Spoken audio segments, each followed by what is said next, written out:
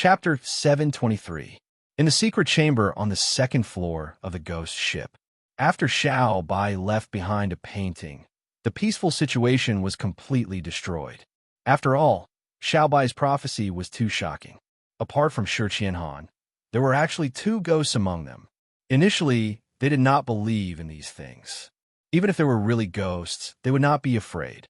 However, ever since they stepped onto the ghost ship, several people had died one after another. It was not an exaggeration to describe what had happened as strange. Therefore, at this moment, everyone gradually felt a chill in their hearts.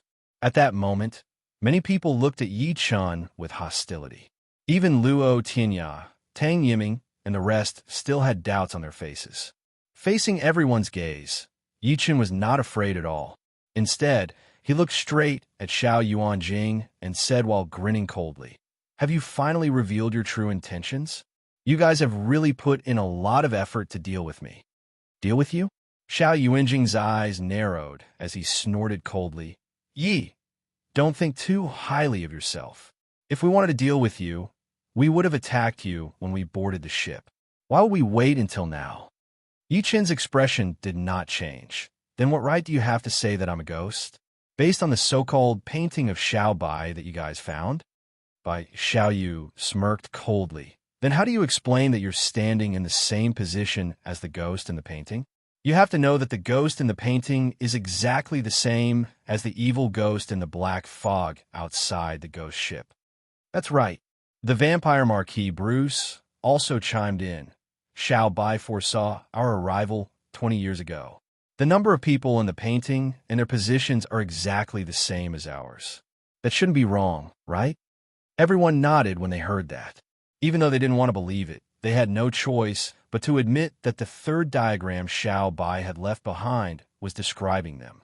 It was a scene of black mist enveloping the ghost ship, and they were trapped within the ghost ship. They were also in a secret chamber. "And you?"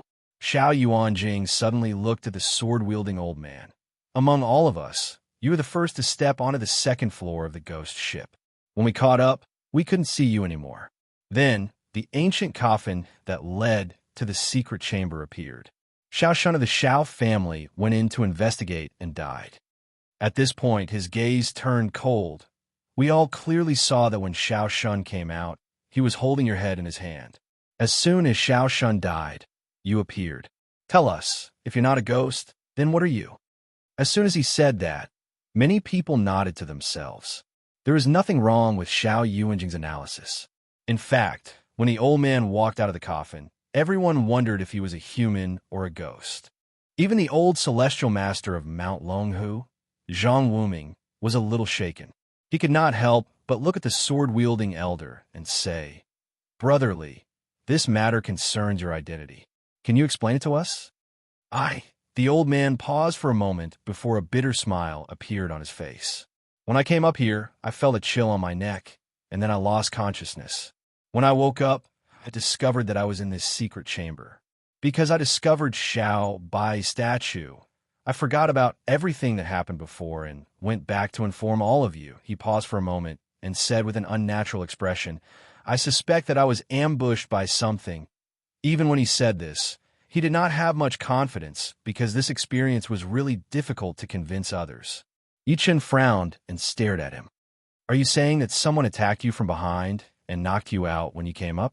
Then you were thrown into the secret room?" He could feel that the other party was not lying.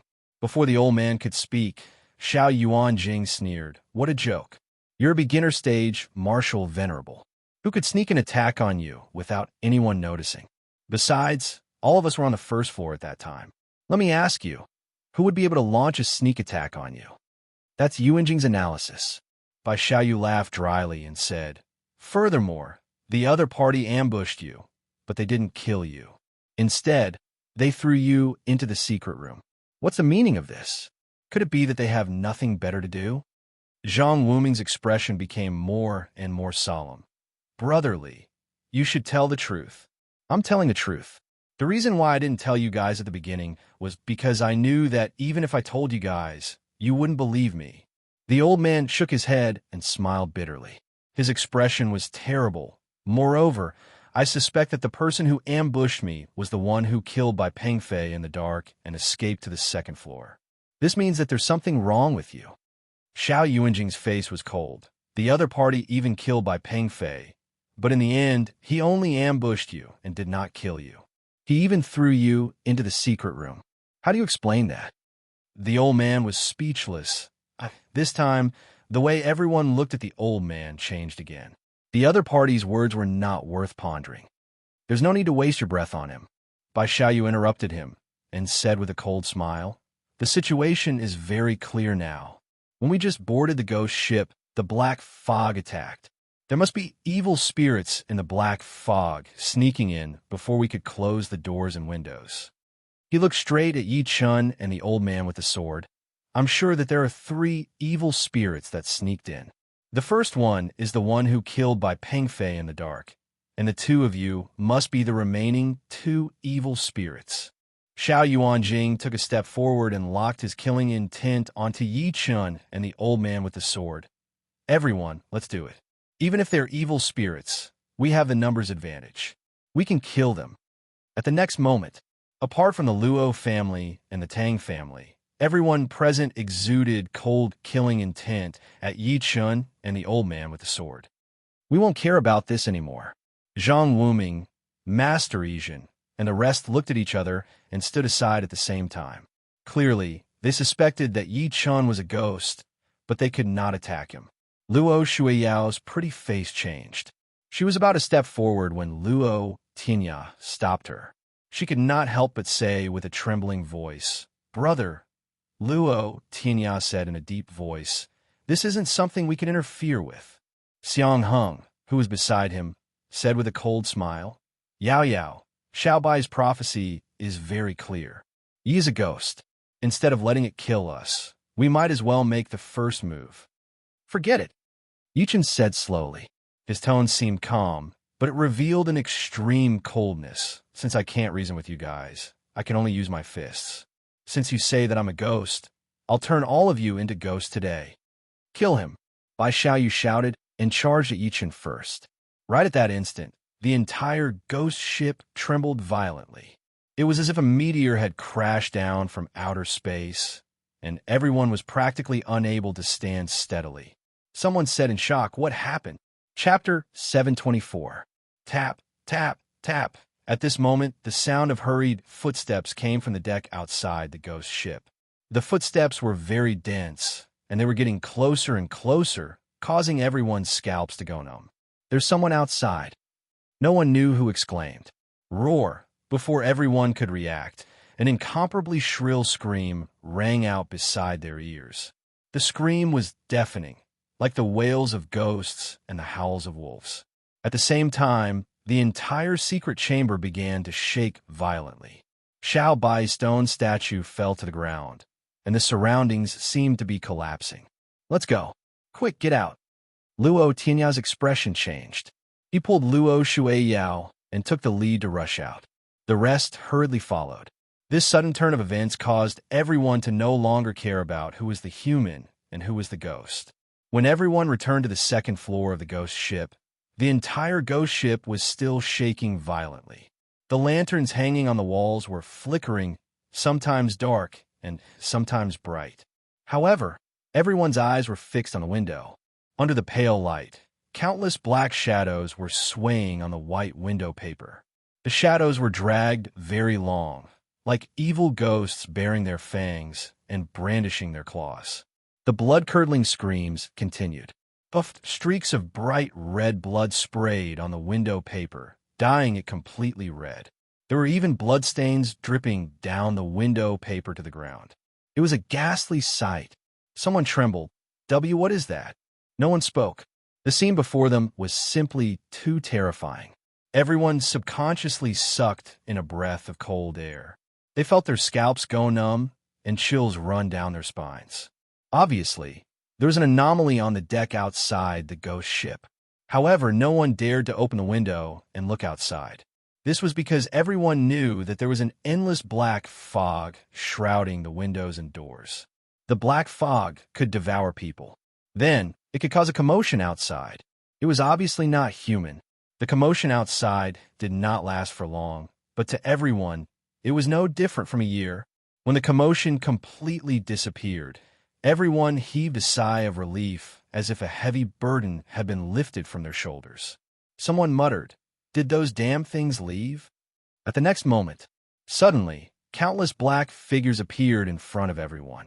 These figures all held ancient iron spears in their hands and wore black armor. The black armor was bathed in blood, and their faces were pale. Their eyes were incomparably gloomy. What followed was a chilling, murderous intent and cold chi.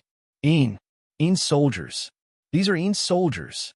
The old celestial master of Mount Longhu, Zhang Wuming, trembled violently and let out a sharp cry, as if someone had grabbed his throat. Everyone nearly fainted. Een soldiers. He did not expect that apart from ghosts, there were also otherworldly soldiers on the ghost ship. Kill! A series of cold and hoarse voices rang out, and the dozens of Een soldiers in front of them charged toward them with iron spears in their hands, stirring up a gust of wind. Do it! The old celestial master of Mount Longhu, Zhang Wuming, roared angrily. He bit his middle finger and quickly drew a talisman on his palm. Then he slapped at an incoming otherworldly soldier with one hand. 5 thunder palm. Boom! A bolt of lightning burst out from his palm, and the lightning immediately scattered the ghost soldier. He had displayed the 5 thunders supreme art of Mount Longhu. Wong Mani Padme Hum. Master Ijin spat out lotus flowers as golden words spat out his mouth. At that moment, his entire body was bathed in Buddhist light. Boom, boom, boom. The rest attacked one after another. Even though they were not good at dealing with ghosts, they still knew how to unleash all of their vital energy and blood to scatter these Een soldiers. A ghost soldier charged at Yi Chun with an iron spear in his hand. Yi Chun's expression turned cold. Just when he was about to attack, he saw the ghost soldier stop all of a sudden.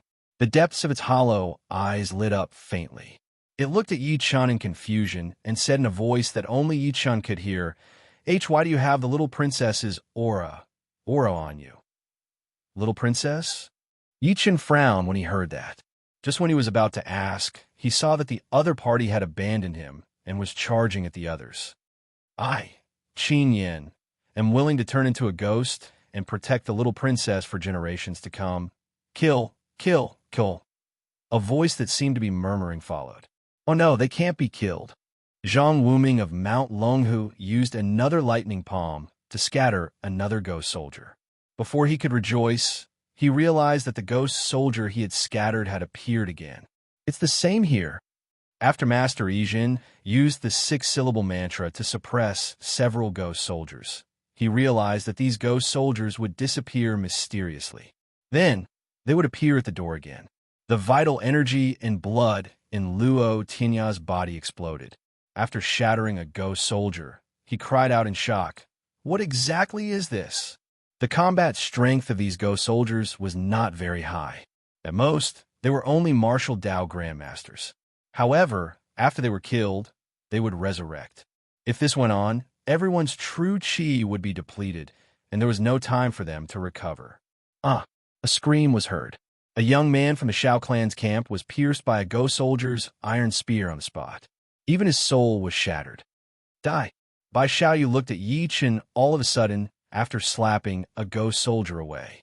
His eyes were filled with rage. Yi, why aren't these ghost soldiers attacking you? Is this your doing? Everyone's expressions changed when they saw that. It was because none of the ghost soldiers attacked Yi Chen. It was as if they treated him like air. Their main targets were the people from the 10 ancient families of Shang Santian, especially the Shao clan and the Bai clan. Even Luo Shuiyao, who had always trusted Yi Chen, was stunned.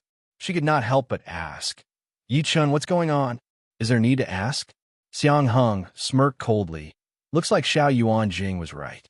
This brat is a ghost, and he's with these ghost soldiers. Otherwise, why would he be fine? Let's attack together and kill him.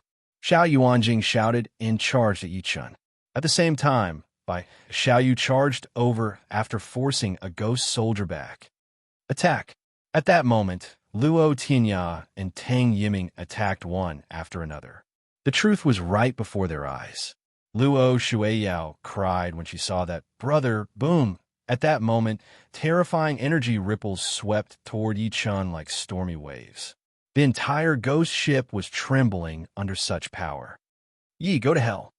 Berserk, heaven-shattering fist. Bai Xiaoyu charged at the front. His cultivation base erupted, and a fist seal condensed.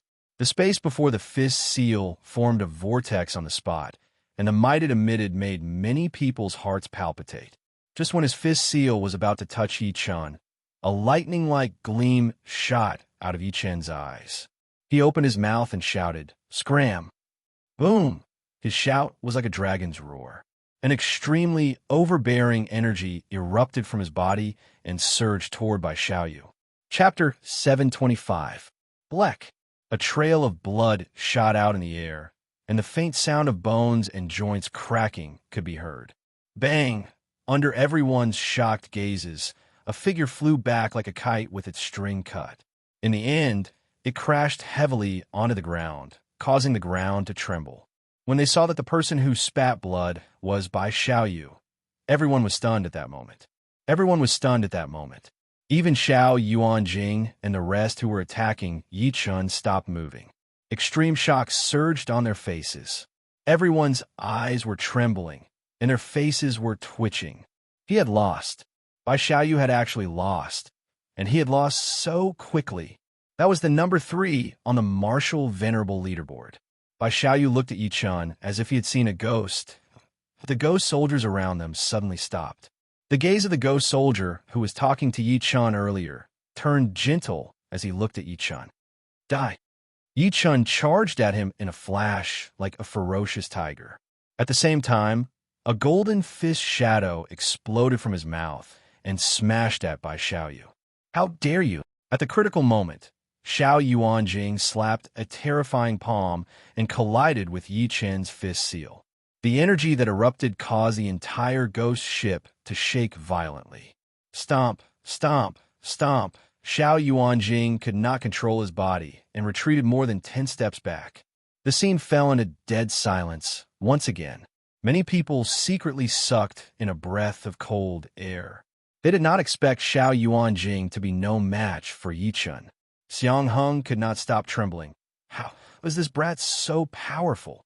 Initially, he thought that Yi Chun would not be a match for Xiao Yuanjing and the rest, even if he held back after killing Duan Tianlang and the rest. However, Yi Chun sent by Xiao Yu flying with just a roll. Even though Xiao Yuanjing attacked with all his might, he was still forced to take more than 10 steps back with one punch. Tang Yiming was dumbfounded. What a monster. After all this time, you're the one who pretended to be weak.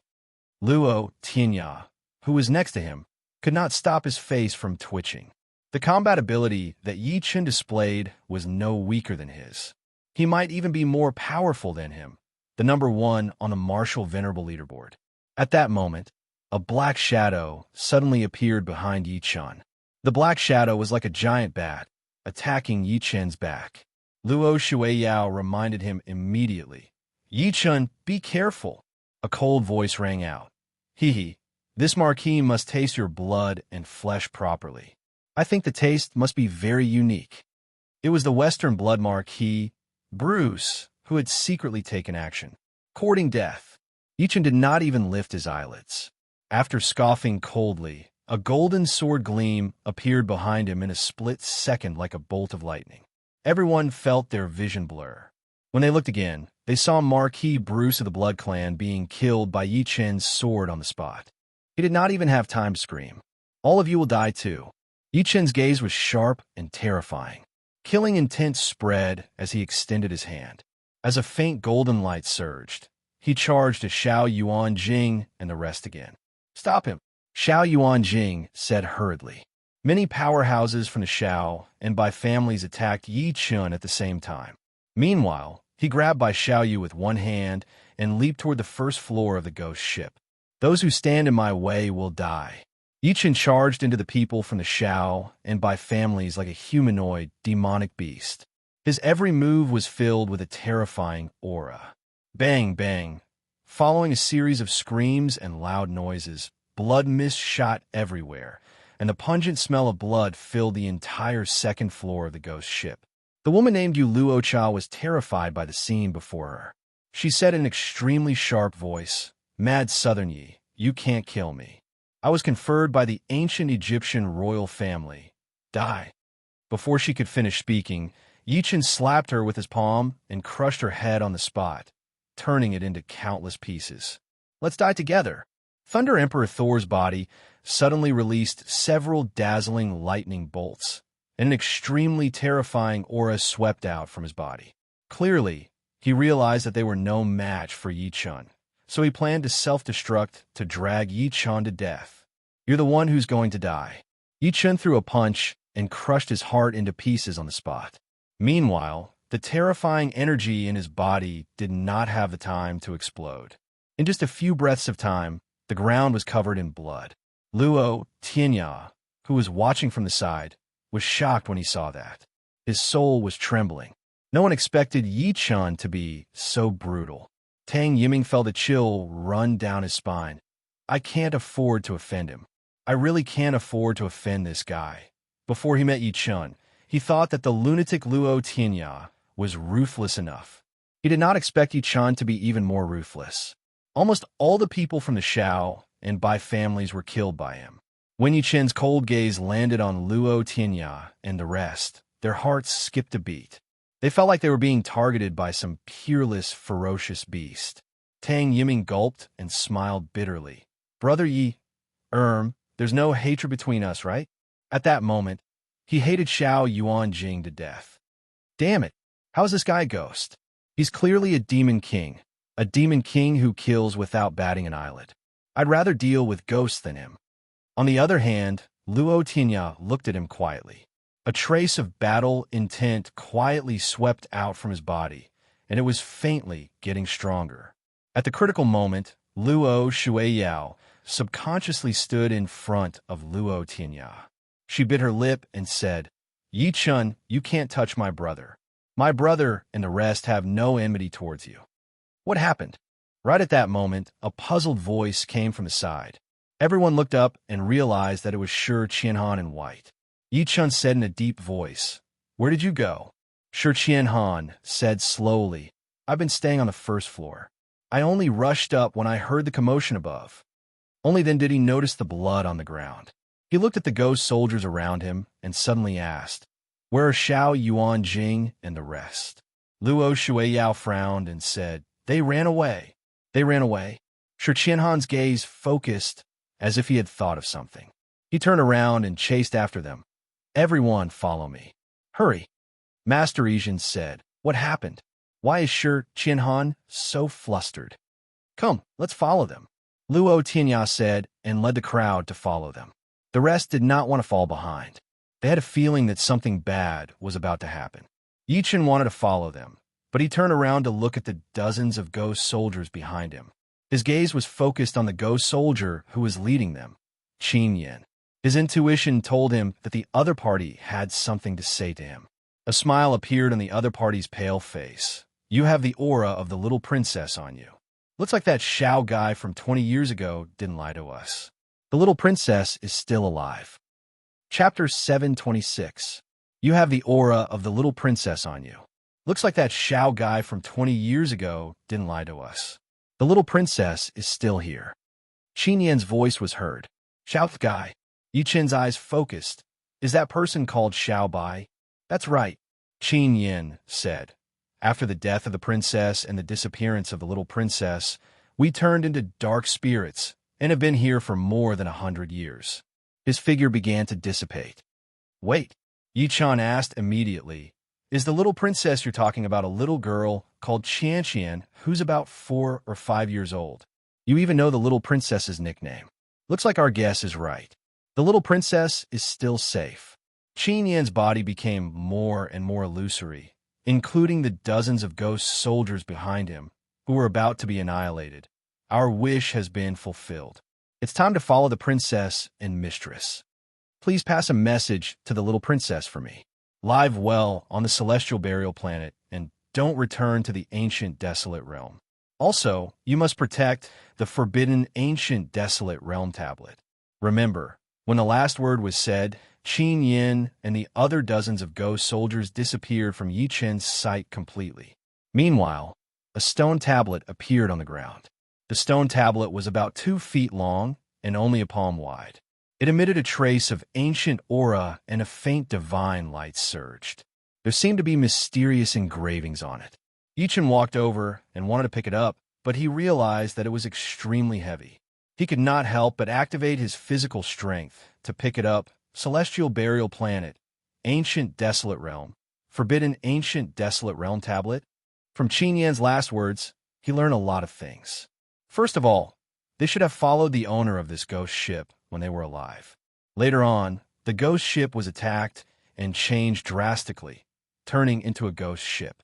The middle-aged couple died, and their only daughter's whereabouts were unknown. Qin Yin and the rest turned into dark spirits to guard the ghost ship, waiting for news of the little princess. From the looks of it, Qian was the little princess that Qin Yin mentioned, and she was the daughter of the owner of the ghost ship. The grandpa's son that Qian mentioned must have a certain connection with the owner of the ghost ship.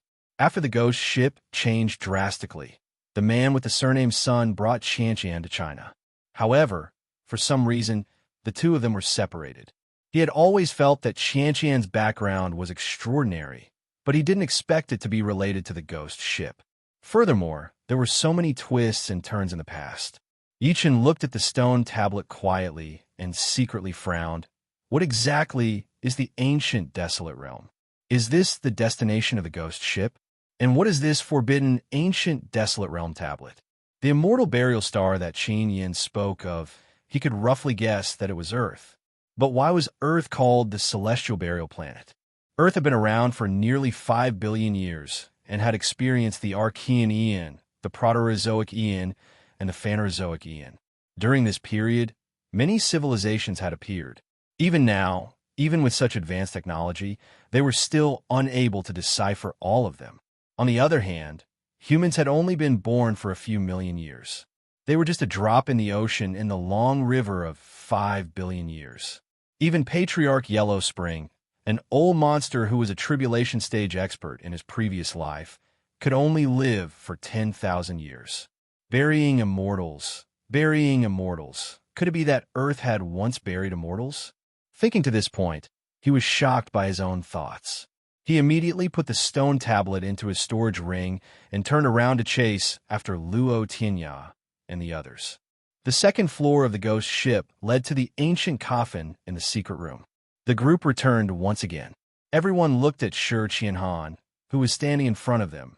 In confusion, "Why are we back here? You guys might not know this, but there's actually a secret hidden in this coffin. It's the only entrance to the third floor of the ghost ship." After saying that, Shi Qianhan took a step forward and slapped the side of the ancient coffin with one hand. He shouted, "Rise!" Boom! The entire ancient coffin trembled violently and flipped over in an instant. He immediately leaped into the coffin. "Follow me." Everyone did not hesitate and leaped into the ancient coffin one after another. However, they were shocked to discover that the location that the ancient coffin led to had changed. It was no longer the secret room from before, but a hall that looked like a training ground. The walls around the hall were engraved with reliefs that looked like human faces. They were very vivid. "This is the third floor of the ghost ship?" Luo Shuiyao sized up the reliefs on the wall and said suspiciously, "But Xiao Yuanjing and the rest are still not here." Xiang Heng said, "Could they be on the fourth floor?" "They can't be on the fourth floor." Shi Qianhan's gaze focused. He suddenly turned around and looked at Xiang Heng, who had spoken earlier. His eyes were filled with coldness and killing intent. That person didn't expect his reaction to be so big. He was so shocked that he didn't dare to say anything for a moment. The rest looked at each other and felt that Shi Qianhan's reaction was a little abnormal. Luo Tianya said calmly, "There are a total of 4 floors on the ghost ship. There's no one on the 4th floor now. Where did Xiao Yuanjing and the rest go?" "Ah!" Right at this moment, someone cried out in shock. He took a few steps back and looked at the reliefs on the wall in fear. "These reliefs can move." Just as he finished speaking, another scream was heard. A bloody hand suddenly appeared from the wall, grabbing a young man from the Xiang family and piercing through the wall. Blurred blood immediately seeped out from the wall. It was a ghastly sight. Everyone could not help but take a step back. When they looked again, they saw that the originally motionless faces on the wall had actually started to move. These faces seemed to be stuck to the wall as they squirmed crazily. At the same time, they stretched out their hands, and countless shrill roars were heard. "Save me! Save me!" Everyone's faces turned pale from fear. One of the old faces suddenly looked at Yuan Shitai and said, "Shitai, I'm Hubei. I'm the previous leader of your Banshan lineage. Save me! Save me!" Yuan Shitai was shocked. He widened his eyes and looked at the old face carefully. He realized that the other party was the previous leader of the Banshan lineage, Hubei, whom he was looking for. At this moment, another face tried to struggle out and said miserably, "Xiaonan, don't you remember me? I'm Xiang Jian, the seventh elder of the Xiang family. I'm your seventh granduncle." Xiang Nan, who was in the crowd, sized him up in shock. His expression suddenly changed. "It's really the seventh elder of the Xiang family. How did you become like this?" When the ghost ship appeared 20 years ago, the entire Shang Santian sent countless powerhouses. Even a group of powerhouses from the secular world of China boarded the ghost ship. However, all of them were left on the ghost ship. No one knew if they were dead or alive. Therefore, many people present had come to investigate whether these people were dead or alive. They did not expect to see them here. Xiang Heng, who was beside Xiang Nan, was extremely excited. "It's really seventh granduncle." The face stretched out a hand and begged, "Good child, save me. Save me. Seventh granduncle won't forget you guys. Seventh granduncle will teach you all his cultivation experience." Chapter 7:27. Xiang Heng was overjoyed when he heard that. He immediately walked over and grabbed the human face's hand, as if he wanted to pull it out of the wall. However, in the next moment, he was dragged into the wall by the human face's hand. The wall shook violently a few times. A streak of scarlet blood seeped out from the wall.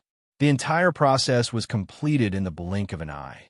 It was so fast that no one could stop it in time. On the other hand, Xiang Heng's face appeared on the wall. When everyone reacted, they all took a step back. Xiang Nan looked at the face in disbelief. Seventh great uncle. Xiang Heng's death shocked and enraged him. He did not expect that as a member of the Xiang family, the other party would deliberately harm them. "Seventh great uncle has been suffering here for 20 years. I'm almost at the end of my rope. Only a certain amount of blood and food can help me recover." The human face stretched out its hand again and said sincerely, "Good child, seventh great uncle can tell that you're more talented than that piece of trash from before. Now that seventh great uncle has recovered, save me, save me." At this moment, another human face spoke from the side. "Tianya, I'm your third uncle. I even carried you when you were young. Save me." Before Luo Tianya could speak, Luo Shuiyao slashed with a sword gleam and immediately cut off the hand that the human face had extended. She said hatefully, "Die, old bastard. Unfilial descendants, unfilial descendants." The human face suddenly became extremely distorted as it cursed miserably. "You'll all die. You'll all turn into human faces and come in to accompany us. Ha ha! None of you can escape the curse of the ghost ship. All of you will die. All of you will die." The human faces on the wall squirmed violently. Their expressions were filled with resentment as they kept cursing the crowd like ghosts wailing and wolves howling. With the previous example, Yuan Shitai did not dare to save the previous leader of the Banshan lineage, Hubei. Instead, he said with a pale face, "What exactly did they go through? How did they become like this?" Everyone could not help but look at Shi Qianhan because he was the only person from Shang Santian who had survived 20 years ago. "Don't look at me. I don't know either." Shi Qianhan's expression was cold as he said coldly, 20 years ago, I was plotted against by the Shao clan as soon as I arrived and was thrown out of the ghost ship. So I don't know what happened after that." Yi Chun said while frowning, "Clearly, these people are cursed. Their souls and bodies are sealed on the wall. They'll be in pain for eternity." At this point, he looked at everyone deeply. "Everyone, I know that some of these faces are related to you, but I advise you not to be soft-hearted. After 20 years of suffering, their minds have long been twisted, and they can no longer be described as human beings. Everyone was speechless, especially Yuan Chi and the others.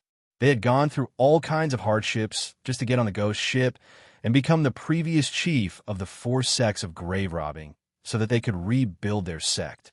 Unexpectedly, the result was that the person they were looking for had become an existence that was neither human nor ghost, and even wanted to harm them.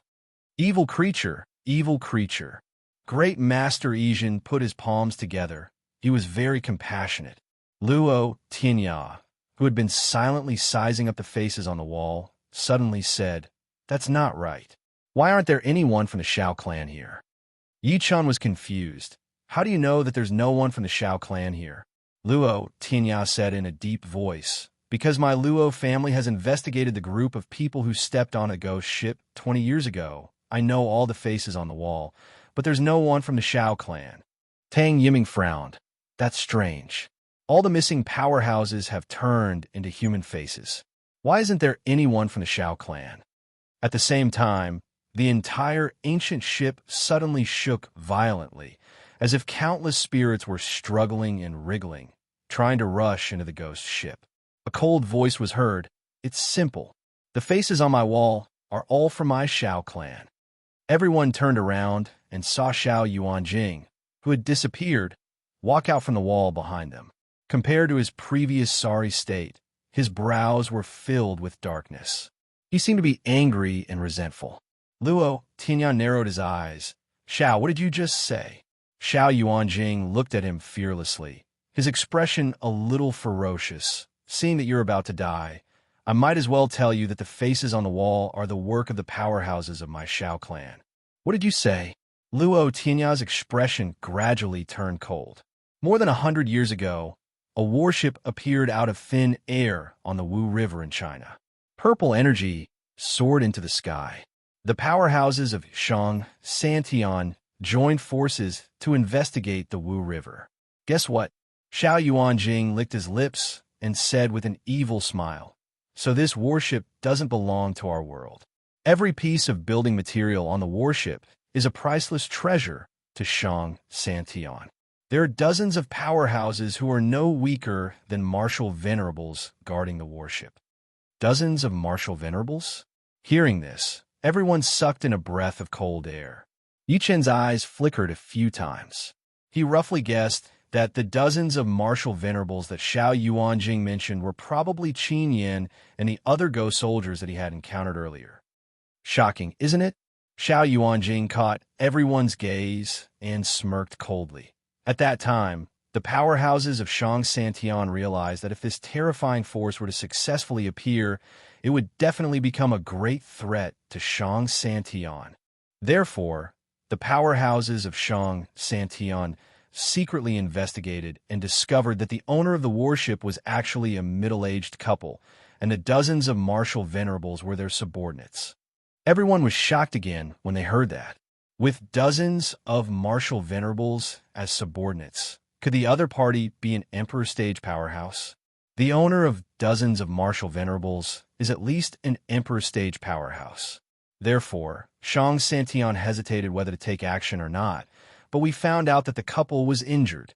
At this point, Xiao Yuanjing's gaze was extremely cold. Shang Santian discovered that someone went ashore to buy medicine for this couple. At that time, the mighty figures of Shang Santian pretended to befriend the person who bought the medicine. After probing, they found out that the couple was severely injured and not far from death. Therefore, the powerhouses of Shang Santian pretended to follow the person who bought the medicine back to the ship and sprinkled poison on the middle-aged couple, aggravating their injuries. Luo Shuiyao was so angry that her pretty face turned livid. Despicable. So what? Xiao Yuanjing smirked coldly. At the critical moment, the powerhouses of Shang Santian sent 5 Emperor stage powerhouses and over 100 martial venerables into the warship. They killed everyone on the warship. He glanced at Luo Shuiyao and her sister disdainfully. At that time, your patriarch was also one of the participants. If you want to talk about despicable, how clean can your Luo family be? Luo Shueiyao had a look of disbelief. Impossible. Luo Tianya was silent, his heart filled with shock. Chapter 728. In that battle, the entire Wu River was dyed red with blood. Xiao Yuan Jing continued. I have to say that the middle-aged couple's subordinates were very loyal. They risked their lives to injure more than half of the powerhouses of Shang Santian.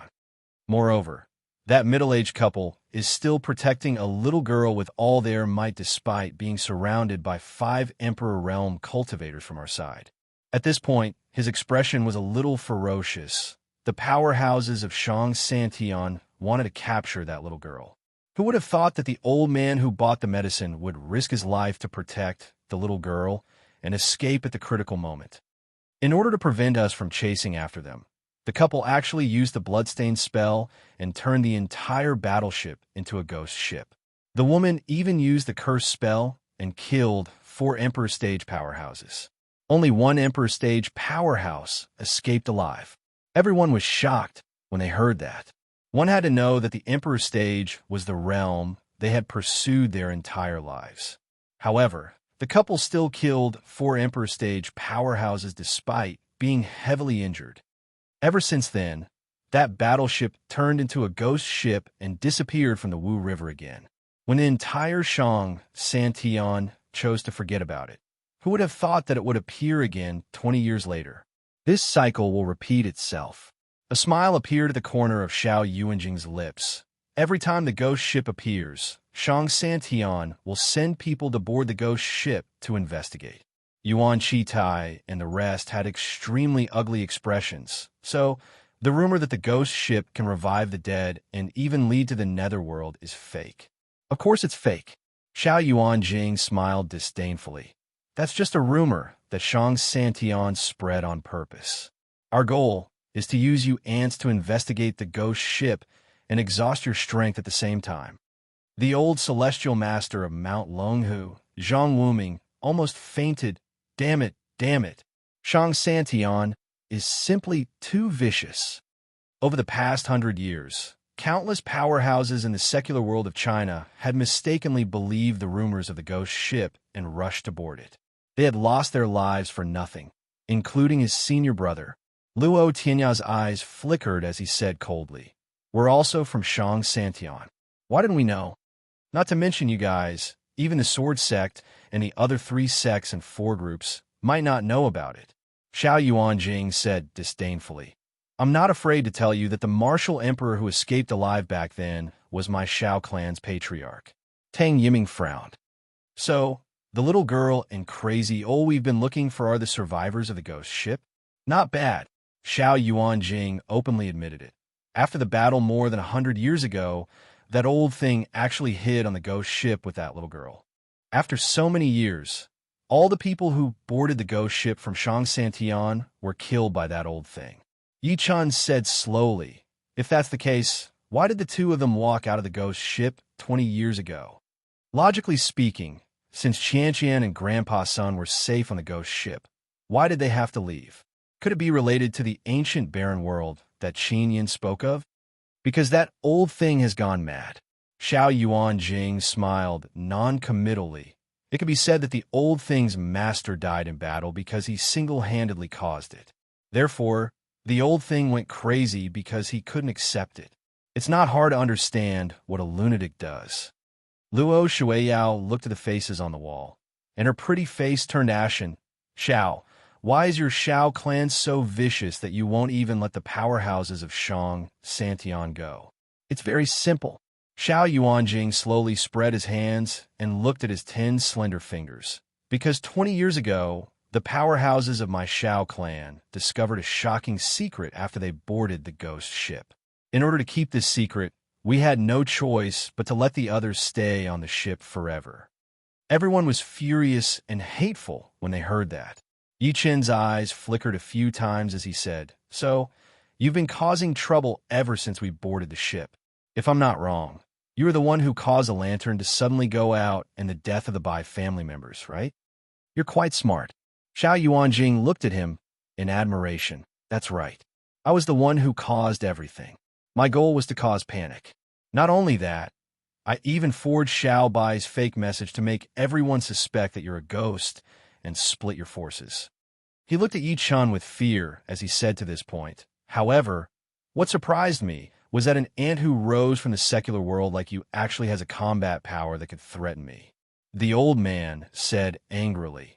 In other words, when I was the first to step onto the second floor of the ghost ship, I was knocked unconscious and thrown into the secret chamber by your men. No wonder you didn't kill me. You wanted me to lure out Xiao Bai's fake message to mislead everyone. Xiao Yuanjing sneered. Unfortunately, you found out too late. The one with the surname Xiao. You're really extraordinarily sinister. Tang Yiming clicked his tongue in wonder. After shaking his head, an extreme killing intent suddenly flashed in his eyes. I'm very curious. Why do you dare to admit what you've done in front of everyone? Could it be that you're really confident that you can withstand all of our wrath? As soon as his voice fell, countless murderous intents swept out and locked onto him. No, no, no, Xiao Yuanjing suddenly laughed, because I still have a backup plan. Just as he finished speaking, before anyone could react, a black shadow passed through the wall behind them. The person grabbed Luo Shuiyao, who was the closest to him. The entire process was completed in an instant. By the time everyone reacted, Luo Shuiyao had already been grabbed by the figure and brought to Xiao Yuanjing's side. Luo Shuiyao was terrified. Brother, be **starred. Luo Tianya's expression changed. After a maniacal roar, an extremely dangerous power erupted from his body. Xiao Yuanjing, you're courting death. Don't move, don't move. Xiao Yuanjing said with a fake smile. Luo Tianya, I know you're very powerful, but don't forget that your sister is in my hands now. If you move, I'll kill her immediately. The figure beside him seemed to be an old man. However, his entire body was extremely withered, as if there was no water in him at all. He looked like a corpse. His face was black, and his eyes were scarlet. A monstrous, murderous aura came from his body. Pseudo-Emperor. After sensing the aura coming from the other party, Tang Yiming's expression changed drastically. Tinya, this is a pseudo-Emperor. That's not all. Master Yijin cried out in shock. He's not a human, but a corpse puppet. A corpse puppet with the combat strength of a pseudo-Emperor. Everyone's scalps went numb. No one expected Xiao Yuanjing to have such a trick up his sleeves. He had the help of a pseudo-Emperor corpse puppet. It seemed like everything that had happened previously. It was all done by this corpse puppet. Chapter 729. Xiao Yuanjing, you've really hidden it well. At that moment, Luo Tianya's expression was extremely cold, and his heart was in turmoil. Pseudo-Emperor. He had already surpassed a martial venerable and was only a step away from becoming a martial emperor. Not to mention him, who was ranked first on the martial venerable leaderboard. Even if everyone present joined forces, they would not be a match for a pseudo-emperor. Are you shocked and surprised? Xiao Yuanjing seemed to enjoy everyone's reaction. He smiled faintly and said, This corpse puppet is a member of my Xiao clan. He stepped onto the ghost ship 20 years ago. The faces on the wall were all created by him. In order to not be assimilated by the ghost ship, he refined himself into a corpse puppet and waited for the arrival of the Xiao clan. Umph.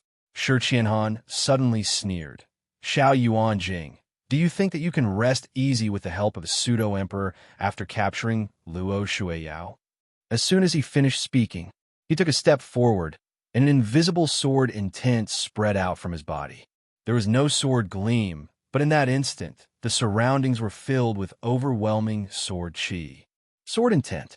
Under the sword intent, everyone, including Luo Tianya, felt an irresistible pressure, as if a mountain was descending. Even Yi Chen's eyes narrowed under the sword intent. Shi Qianhan had become stronger again. The most shocking thing was that the sword intent that erupted from Shi Qianhan's body was on par with the Xiao clan's corpse puppet. The smile on Xiao Yuanjing's face froze. Then, he seemed to have thought of something and gasped. Why, you're also a pseudo-emperor? Everyone was shocked when they heard that. They looked at Shi Qianhan in shock. No one expected him to break through to the pseudo-emperor stage. especially Luo Tianya, Tang Yiming, and the rest. Their hearts were filled with bitterness and dejection. It could be said that they had grown up listening to Shi Qianhan's legends. They had once thought that they could look down on any genius after reaching this stage. They did not expect Shi Qianhan to step into the pseudo-emperor stage before them. Shi Qianhan smirked coldly. It's all thanks to your Shao clan. If not for that palm strike from your Shao clan's martial emperor, I wouldn't have been able to feel the true intent of a martial emperor. Martial monarch was the emperor realm. If he wanted to step into the emperor realm, then he had to comprehend his own emperor realm intent. Only then would he be able to walk the true path of the emperor realm. That day, he had charged into the Shao clan in an attempt to rescue his junior sister. In the end, he had forced the Shao clan's martial emperor to break out of his seclusion and heavily injure him with a single palm strike, nearly killing him. However, it could be considered as a blessing in disguise. It also allowed him to experience what the sovereign realm was. On top of that, after stepping onto the ghost ship and meeting Yu, his Tao heart was completely perfected. His cultivation level naturally broke through to the pseudo-emperor stage. It's time to settle the grudge between your Shao family and me. Shi Qianhan took another step forward, and his sword intent instantly increased. Under this pressure, Xiao Yuanjing spat out a mouthful of blood. Right at this moment, a cold voice sounded from the side. Shi Qianhan, don't be complacent. Take a look at this first. By Xiao Yu, who had not appeared all this while, slowly walked out with an ice coffin. An extremely beautiful woman in red lay in the ice coffin. Shi Qianhan's body stiffened, and his face twitched. You, ha ha ha. Xiao Yuanjing laughed out loud and said, Shi Qianhan, do you think I don't know why you're on the ghost ship this time? Are you here for the female corpse in the coffin? Now that the female corpse is in my hands, if you dare to move, we'll destroy the female corpse. Shi Qianhan roared furiously, his eyes bloodshot. No, don't. It could be said that in this world, the person in the ice coffin was his everything, and she was even more important than his life. When he saw Yu fall into Bai Xiaoyu's hands, Shi Qianhan felt his heart ache to the extreme, to the depths of his soul. He said with a trembling voice, Xiao Yuanjing, return Yu to me. I won't kill you. Return you? Xiao Yuanjing smirked coldly. Idiot, do you still not understand the situation? Do you think you're worthy of negotiating with me? Shi Qianhan took a deep breath in and said, Then what do you want? Xiao Yuanjing ignored him and fixed his gaze on Yi Chun. Yi handed over. Everyone could not help but look at Yi Chun as soon as he said that. Yi Chun looked at him coldly. What do you want? Stop pretending. Xiao Yuanjing roared angrily, his eyes filled with fierceness. Just now, my corpse puppet saw you obtain another stone tablet. As long as you hand the stone tablet to me, I can spare your dog life.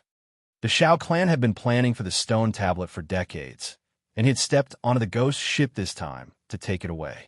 He did not expect Yi Chun to get it first. How could he not be furious? Luo Shuiyao was confused. What stone tablet? Why didn't we see it? Stone tablet? Yi Chun squinted and subsequently shook his head. I don't understand what you're talking about. I don't have any stone tablet. He came to a realization. The Shao clan was here for the forbidden, ancient, desolate realm tablet. Great, very great.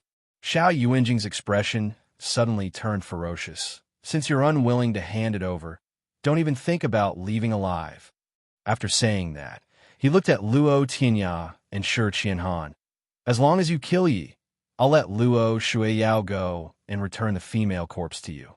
Otherwise, we'll split up. Luo Tianya and Shi Qianhan's expressions changed immediately. Clearly, they did not expect his ultimate target to be Yi Chun. Sensing their hesitation, Xiao Yuanjing said coldly, Don't challenge my patience. I'll count to 3. If you don't attack, I'll kill Luo Shuiyao and destroy the female corpse. Luo Shuiyao cried, Brother, don't. Xiao Yuanjing grabbed her and slapped her face. He was extremely resentful.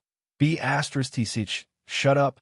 Luo Tianya's expression changed a few times. In the end, he turned around slowly and looked at Yi Chun. Guilt flashed across his face. Brother Yi, I'm sorry. He had doted on his sister since he was young, afraid that she would be bullied. For Luo Shueiyao, he had once killed his way into the Huang residence alone and forced Huang Yu to kneel. It was also for Luo Shueiyao that he killed Huang Yu mercilessly, even though he did not want to fight Yi Chen now. However, that was only because he was unwilling. Shi Qianhan's eyes were filled with struggle and pain as he looked at Yi Chen. However, it was replaced by determination in the end. Brother Yi, I owe you another life. I'll repay you in my next life. His heart was in a mess. One was his savior, and the other was the love of his life. In the end, Yu still had a higher position in his heart. It was because he knew that if he lost Yu, he would rather die. For Yu, he would rather become enemies with everyone in the world. Thinking to this point, he laughed out loud. I, Shi Qianhan, am unfilial to my master, disloyal to my sect, heartless to my fellow disciples, and unjust to my friends. I'm such an unfilial, heartless, and unjust person. How am I any different from a beast? P.S. Chapter 4. Today's update is over. I'll continue tomorrow. Thank you for your support. Please give me monthly votes and recommendation votes. Thank you. Chapter 730. At that moment, on the ghost ship, it was already past midnight, and the outside was shrouded by more and more black fog. The dark clouds in the sky surged, and faint lightning flashed through the window paper and exploded in everyone's ears. Inside the ghost ship, the aura was extremely oppressive. The dazzling lightning illuminated everyone's faces, and everyone's faces were extremely pale. At that moment, the number one genius of the Luo family, Luo Tianya, had joined forces with Shi Qianhan, the infamous existence in Shang Santian. The person they were working together to kill was none other than Yi Chen. He had only debuted for less than a year, but his battle record was extremely ferocious. He suppressed everyone in the Chinese cultivation world by himself, and he was known as the number one in China or even East Asia. Tang Yiming, who was ranked number 4 on the martial venerable leaderboard, took a deep breath in and muttered, "A top-notch martial venerable and a pseudo-emperor. This is a sure kill situation." The expressions of the others changed drastically, especially the old celestial master of Mount Longhu, Zhang Wuming, Master Yizhen, and even Yuan Qitai and the rest of the Chinese cultivation world. They were the witnesses of Yi Chen's undefeated legend. From Yi Chen killing Yuan Bupo on the Wave River to Yi Chen killing his way into Korea and Japan, it could be said that Yi Chen was a legend to them. However, even though they were confident in Yi Chen, they did not feel sad at this moment. The legend in their hearts might come to an end today. At that moment, Luo Shueiyao had already fainted from crying. At that moment, Tang Yiming, Tang Jianfeng, Tong Shuhui, Xiang Nan, Lu Yunfeng, and the rest looked at Yi Chen with pity. Even though they could not bear to do it, it concerned Luo Shuyao's life after all. Under everyone's gaze, Yi Chen placed his hands behind his back without changing his expression. He looked at Xiao Yuanjing coldly.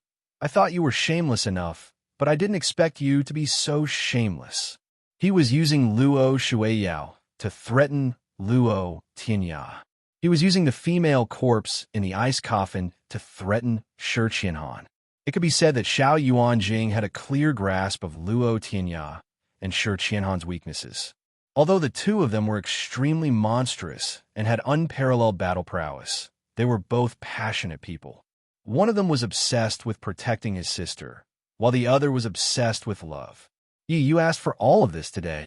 Xiao Yuanjing's expression was extremely grim. Then, he roared at Luo Tianya and Shi Qianhan. "Why aren't you guys killing him? What are you waiting for?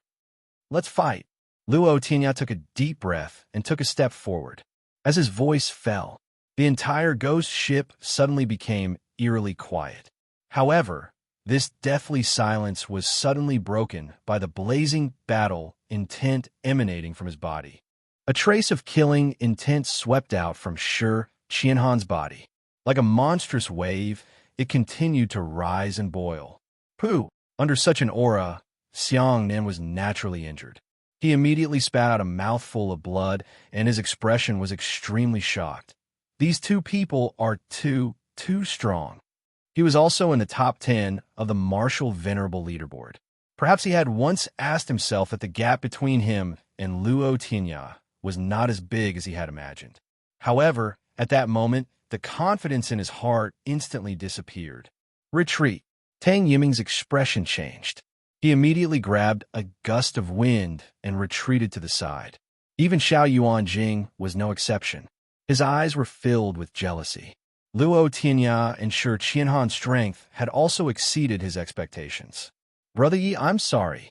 Luo Tianya cupped his fists with a complicated expression. His face was suddenly covered in a cold expression. To show my respect for you, I'll attack with all my might. Boom! At that moment, Luo Tianya stood proudly. The blood essence in his body boiled, and his entire body seemed to have been drenched in gold. He emitted a dazzling light, golden light, and a terrifying force surged out along with the light, golden light, as if it wanted to tear everything apart. Fight! A deafening elephant's roar exploded from his mouth. Subsequently, he charged at Yi Chun like a ferocious tiger, pouncing on its prey. At that moment, he was shrouded in multicolored light. The pressure suppressed everything, making people tremble. Even their souls were trembling. In a flash, he appeared before Yi Chun. Strength of the hell-crushing divine elephant, Luo Tianya shouted, and threw a century punch at Yi Chun. A giant elephant shadow appeared behind him. The giant elephant roared as if it wanted to destroy the world. It caused the space to tremble, and there was a faint sign of collapse. Is this the Luo family's ultimate technique, the strength of the hell-crushing divine elephant? It said that this is an earth-rank cultivation technique. It can transform one's true energy into a giant elephant, causing one's strength to increase by more than several times. Tisk, earth-rank cultivation technique. Yi Chun is in danger. At that moment, Tang Yiming's expression changed again. The rest even held their breaths subconsciously. Luo Tianya's punch was too terrifying. Even he had to retreat. This lunatic's true combat strength is probably infinitely close to a pseudo-emperor. Seeing this, Xiao Yuanjing's pupils constricted violently. His gaze towards Luo Tianya was filled with fear and shock. There was a rumor among the older generation of Shang Santian that Luo Tianya was known as a once-in-a-century genius of the 10 ancient families. If he did not die prematurely, he would definitely become an emperor in the future. Now, he had no choice but to believe it. Since you guys want to fight, I'll fight with you guys. Just when Luo Tianya's terrifying punch was about to get close, Yi Chun let out a long roar. His roar was like thunder. Golden light shot out of his eyes and enveloped him completely like two scorching suns. In just a short moment, Yi Chun was completely enveloped by the golden light. It was as if golden divine light was spewing out. A terrifying aura slowly spread out. It was like a ferocious beast that had awakened, suppressing heaven and earth. Azura, heaven-suppressing kill, slaughter all living beings. A loud shout came from Yi Chen's mouth. Subsequently, a domineering and surging fist blasted at Luo Tianya, who was charging at him. Rumble. The sound wave was like thunder, shaking one's soul. Even Luo Tianya could sense this aura. After his pupils constricted, the force of the punch did not slow down at all. There was a hint of excitement in his eyes. Brother Yi, the stronger you are, the more gratified I am. Boom! As the space shook violently, their fists landed on each other's chests. A thunderous, muffled sound exploded in everyone's ears, causing their ears to buzz. Tap, tap, tap. Luo Tianya took a few steps back as he groaned repeatedly. A trace of light, golden blood slowly flowed from the corner of his mouth.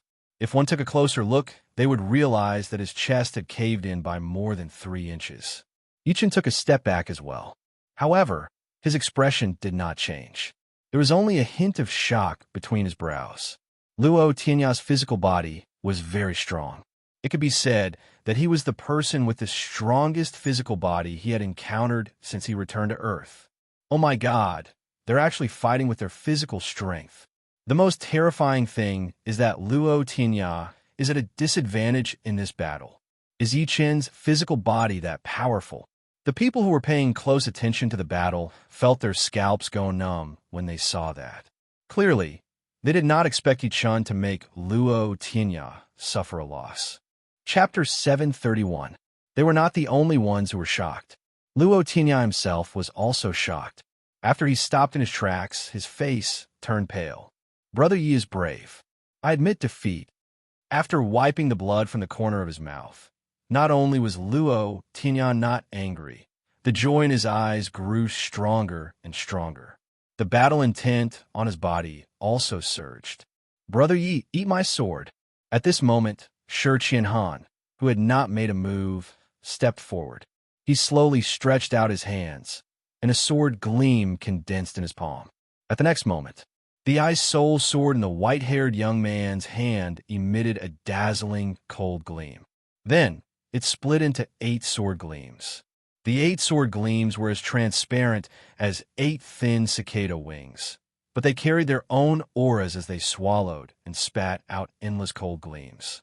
In an instant, his surroundings were shrouded by the ceaseless rustling of sword shadows. Each sword light was enough to kill a martial honor. After sensing the power of the sword, the expressions of the surrounding crowd changed drastically. This is the Sword Pavilion's 5 swords. Its 9 sword gleams. Shi Qianhan has actually evolved 9. Not only is this person's battle prowess unparalleled, but his comprehension is also monstrous. Sword come, facing the 8 sword gleams that covered the sky and earth. Yi Chen opened his mouth calmly and spat. The air trembled. Immediately, a sword gleam that was spewing golden sword chi was held in his hand. It was the almighty killer sword. Go! With a thought, the almighty killer sword turned into a lightning-like sword gleam. It took the initiative to meet the 9 sword gleams with terrifying sword chi. The ferocious aura was like a hurricane, faintly containing the might of a dragon and a tiger. Boom! The sword gleam that the almighty killer sword transformed into was like a hot knife through butter. It immediately shattered 7 of the 9 sword gleams, but the light on its body dimmed. With a loud bang, the almighty killer sword shattered. This mid-grade magic flying sword had finally reached the end of its life.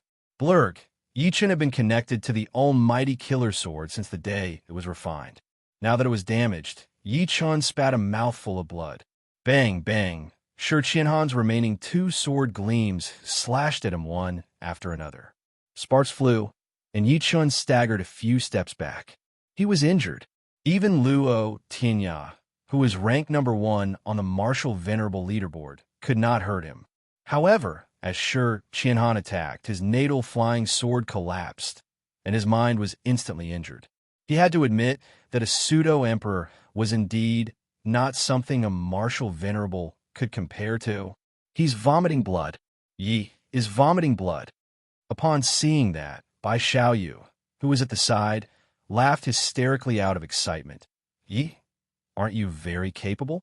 Let's see if you could survive this. Meanwhile, apart from being shocked, Tang Yiming and the rest fell into silence. There was only respect in their eyes when they looked at Yi Chen. If they had been in Yi Chen's shoes earlier, they would not have been able to survive Shi Qianhan's 1 sword 9. The faces of Yuan Qitai and the others were extremely bitter, and a trace of sorrow grew stronger in their hearts. Is the undefeated legend going to be defeated in the end? Shi Qian's cold eyes twitched when he saw Yi Chen spitting blood. He said in a trembling voice, "Brother Yi, don't blame me." Shi Qianhan had no friends in his life. Yi Chen might be considered half a friend. He did not want to be Yi Chen's enemy because Yi Chen was his savior. Although the two of them did not interact much, they felt that they had a lot in common. However, Yi was in the hands of Xiao Yuanjing and the rest. Perhaps he had considered working together with Luo Tianya and Yi Chen to fight Xiao Yuanjing and kill Xiao Yuanjing and the rest before they destroyed Yu and Luo Shuiyao. However, he did not dare. Yes, he did not dare to take the risk. Luo Tianya did not dare to take the risk either. After all, Xiao Yuanjing had a pseudo-emperor by his side. The two of you can't kill Yi, even though you're working together. Xiao Yuanjing said coldly. Don't think that I don't know that you guys are going easy on me. I'll give you guys another 10 minutes. If he doesn't die, don't blame me for being ruthless. Kill. Without giving Yi Chan a chance to catch his breath, Luo Tinya endured the pain in his heart and charged over with terrifying true energy again. He unleashed all of his cultivation base. A palm print condensed in his hand. It was like a ferocious beast pouncing. A terrifying aura surged as it suppressed Yi Chan. Break it. At that moment, a dragon's roar exploded from Yi Chen's mouth.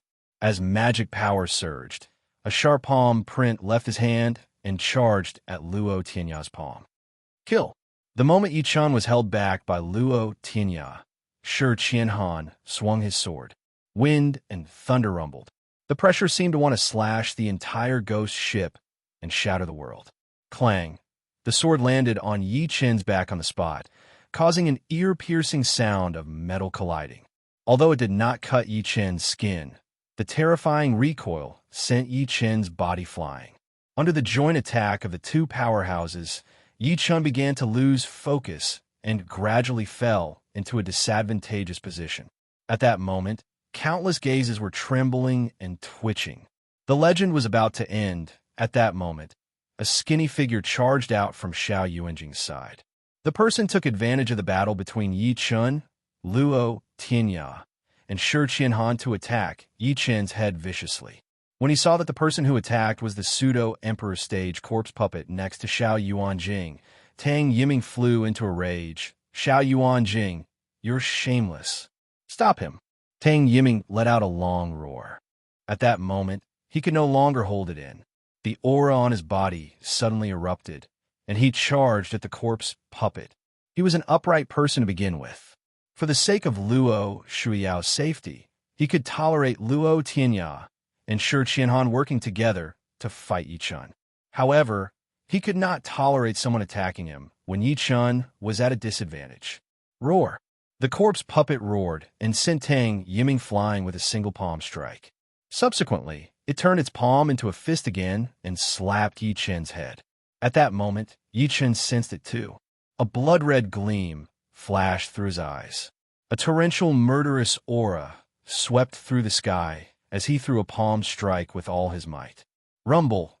The two palm prints collided fiercely, and a terrifying energy erupted. It was incomparably domineering, and it spread out in all directions like a shockwave. At the same time, Luo Tianya and Shi Qianhan's attacks came at the same time.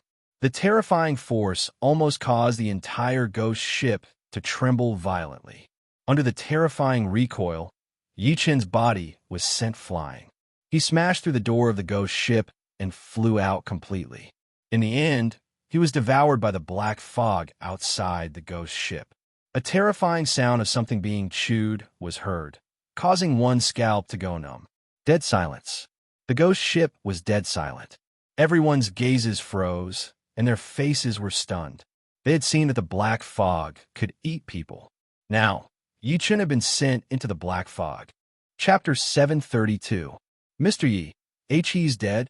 Yuan Shitai and the rest felt like they had been struck by lightning, and they almost fainted. Plop! Shi Qianhan knelt on one knee, his body twitching. Brother Yi, rest in peace. Luo Tianya took a deep breath in and closed his eyes in pain. He clenched his fists tightly. B*****. A furious roar was heard. Xiao Yuanjing looked at the two of them with a ferocious expression. Who asked you to send him flying from the ghost ship? You deserve to die. One of the reasons why he wanted to kill Yi Chen was to eliminate future trouble. The most important reason was that Yi Chen had the forbidden ancient desolate realm tablet in his hands. It was related to the Shao family's plan that had lasted for nearly 100 years. Now that Yi Chen had been sent into the black fog, the whereabouts of the forbidden ancient desolate realm tablet were naturally lost. How could he not be furious? Despicable. Luo Tianya raised his eyes and locked them onto him. His gaze was extremely cold. If it wasn't for your men who ambushed Brother Yi from behind, how could he have flown out of the ghost ship? Xiao Yuanjing. Shi Qianhan roared, extreme killing intent surging in his eyes. We're done. You should hand her over to me, right? If it were not for you, why would he have been threatened? He would not have attacked Yi Chen either. At that moment, he could not wait to tear Xiao Yuanjing into pieces. Xiao Yuanjing's heart turned cold when he met their gazes. However, he still sneered and said, I only asked you to kill Yi, not to send him flying. You've made me unhappy, so how can I make you happy? Boom! Luo Tinya took a step forward, his pressure shaking the sky. Are you going back on your word? Xiao Yuanjing immediately denied it. Don't worry. As long as I leave the ghost ship alive, I'll naturally let Luo Shuiyao go. Although Yi Chen was dead now, he knew very well that he had offended Luo Tianya and Shi Qianhan at the same time. He only had a pseudo-emperor stage corpse puppet, so it was impossible for him to be a match for Shi Qianhan and Shi Qianhan. Therefore, Luo Shuiyao and the female corpse in the ice coffin were his only protection. As long as he held them in his hands, Shi Qianhan and Shi Qianhan would not dare to act rashly. Luo Tianya and Shi Qianhan flew into a rage. If Lutz could kill, Xiao Yuanjing would have died countless times. At this moment, Great Master Yijin at the side cried out in alarm. Oh no, a black fog is coming in. Everyone looked over immediately. They saw wisps of black mist invading the entrance of the door that Yi Chen had smashed. They looked like leeches wriggling. Before the crowd could react, the invading black fog seemed to have smelled blood and rushed toward the crowd. A member of the Luo clan was struck by the black mist and was sucked into it. Then a series of miserable screams rang out. Ah! Save me! Save me! Kacha! Kacha! A bone-chilling sound of teeth gnawing and flesh tearing rang out from within the black fog. There was also a pungent smell of blood. The screams also disappeared. The black fog attacked everyone again. At the critical moment, Great Master Yijin decisively took off the prayer beads hanging in front of his chest. The prayer beads immediately emitted a dazzling golden light. The golden light was like a dazzling canopy, completely blocking the black fog. However, Great Master Yijin's face was extremely pale. The light of the prayer beads in his hand began to dim. It was obvious that he could not hold on for long. Let me help you. The old celestial master of Longhu's sect, Zhang Wuming, formed a seal with both hands and formed a lotus seal. As soon as the lotus seal landed on the ground, it suddenly expanded. Purple energy soared into the sky and blocked the black fog in front of everyone. Let's go, let's go. This sudden scene terrified everyone. Xiao Yuanjing grabbed Luo Shuiyao with one hand and called out to Bai Xiaoyu, who was carrying the ice coffin, and ran to the 4th floor of the ghost ship. Shameless! Luo Tianya and the rest were furious when they saw this. At such a critical moment, it was one thing for Xiao Yuanjing not to stay behind to fight the enemy together, but he actually abandoned them and ran away. Xiao Yuanjing, return you to me. Shi Qianhan's eyes were bloodshot as he chased after them with disheveled hair. His eyes were filled with hatred, monstrous hatred. At the critical moment, Great Master Yijin shouted, Patron Luo, fellow Zhang, leave. I can't hold on for long. Master, Luo Tianya's expression changed. Let's go, let's go. Otherwise, all of you will die. There's more and more black fog. We can't stop it alone. Great Master Yijin laughed out loud. The reason why I boarded the ghost ship was to resolve the ghost ship and save hundreds of thousands of people in the Chinese cultivation world from the sea of suffering. Today, I'm willing to sacrifice myself to the devil to buy you some time. Hearing that, everyone felt bitter in their hearts. In the end, Luo Tianya took a deep breath in and said, Let's go. With that, he led everyone to the 4th floor of the ghost ship. After these people left, the prayer beads in Great Master Yijin's hand exploded. He spat out a mouthful of blood, and the black fog surged over again. Amitabha, if I don't go to hell, who will? Master Yijin immediately cut his palm. From the huge wound, countless amounts of golden blood flowed out. How many times do I live? How many times do I die? It's been like this since ancient times. How many gods and ghosts have there been? Returning to the origin, he chanted the scripture softly. Just as the black fog was about to approach him, he waved his withered hands and sprinkled his blood. He was a Buddhist. Today, he was willing to use all his lifespan and cultivation to destroy the otherworldly item in front of him to buy some time for Luo, Tinya, and the rest. Buffed golden blood splattered into the sky like a prairie fire. As soon as the black fog came into contact with the golden blood, it immediately let out crackling, sounds like beans being fried. Screams immediately came from the black fog. Even so, the black fog still surged towards Great Master Ijin crazily. In the end, the golden blood in Great Master Ijin's body was almost exhausted. He immediately sat down cross-legged and slapped his palm on the top of his head. The remaining golden blood quickly flowed from the top of his head to his body. Not long after, Great Master Ijin's body turned golden, like a Buddha that was plated with a layer of gold powder. Namo Amitabhaya, Dodiata, Amritapopi, Zitapopi, Sanskrit chants that were similar to the chanting of Buddhas slowly came out of Great Master Ijin's mouth. His figure floated in the air, as if he had transformed into a blazing sun, emitting a scorching brilliance. If one took a closer look, they would realize that his body was burning. Xiao Yuanjing and the other two rushed to the fourth floor of the ghost ship in one go. Seeing that there was no way out, Bai Xiaoyu's heart sank. Yuanjing, what should we do now? Are we going to die on the ghost ship? Chapter 733. What's the hurry? Xiao Yuanjing smirked coldly with extreme confidence. Since I dare to come to the ghost ship, I must be prepared to escape unscathed. Do you see these stone coffins in front of you? You and I will lie in the stone coffins and seal them. Then we will control the stone coffins to fly out of the ghost ship. We will be able to leave the ghost ship alive. Bai Xiaoyu was shocked when he heard that. But isn't the outside of the ghost ship shrouded in black fog? Can these stone coffins really protect us? What do you know? Xiao Yuanjing snorted coldly. My Xiao clan is already investigated. These black fog are only interested in flesh and blood. When the stone coffins are all sealed, how can they hurt us? Furthermore, Shi Qianhan was severely injured by my Xiao clan back then. He was placed in a stone coffin and thrown off the ghost ship, but he did not die. My Xiao clan discovered the mystery behind it. All right, there's no time to lose. Let's get ready. Bai Xiaoyu was overjoyed when he heard that. He turned around and was about to prepare. Right at this moment, an exceptionally shrill voice seemed to have pierced through the void.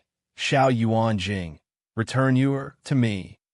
The next moment, Shi Qianhan chased after him with bloodshot eyes. His eyes were filled with madness, and it was heartbreaking. Lunatic, this lunatic. Xiao Yuanjing's expression changed instantly. He immediately said to the corpse puppet beside him, Stop him. You must stop him. Roar. The corpse puppet charged forward fearlessly. Get lost. In a fit of rage, Shi Qianhan slashed out with his sword. A ray of sword light cut through the void and landed heavily on the corpse puppet. The corpse puppet let out a painful roar as a ghastly sword wound appeared on its chest. Quick, prepare the stone coffins. Xiao Yuanjing had goosebumps all over his body when he saw that. He knew that Shi Qianhan had gone mad. He had really gone mad for a female corpse. Rumble. With two loud bangs, the two stone coffins smashed heavily onto the ground. Bai Xiaoyu hurriedly roared, It's done. Let's go, let's go. Xiao Yuanjing could no longer hold it in when he saw his pseudo-emperor stage corpse puppet being pushed back by Shi Qianhan. He immediately rushed into the stone coffin. Xiao Yuanjing, where are you going? Return my sister. At that moment, another furious voice rang out.